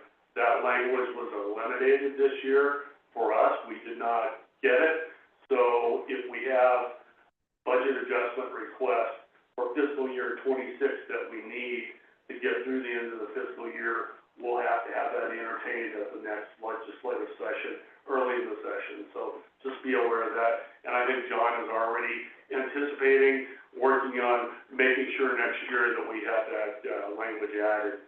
For some reason, there was some animosity or some hard feelings between some of the agencies and one of the members of the committee, and as a result, there were some agencies that had their bar language eliminated. Other than that, I'm open to questions. I did want to point out on page 787, there is a schedule of contracts. There's only one item listed, greater than $250,000.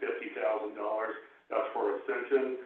I think everybody remembers the workshop that we had. This is kind of a continuation of that contract and work that he is going to be doing in the future, or he and his team, that's Dr. Monk. And if there's any questions on that, I'm happy to entertain questions on that as well. Other than that, I'm open for questions.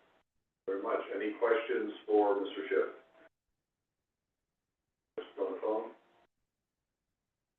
Okay, hearing none, thank you for that report. And any old or new business? Our next meeting, the governor's chair indicated, is a special meeting on Wednesday, April 30th at the Treasurer's Office. And then our next regular meeting on Tuesday, May 27th, right here in the Cabinet Room. Do we have any public comment? Chairman, we do not.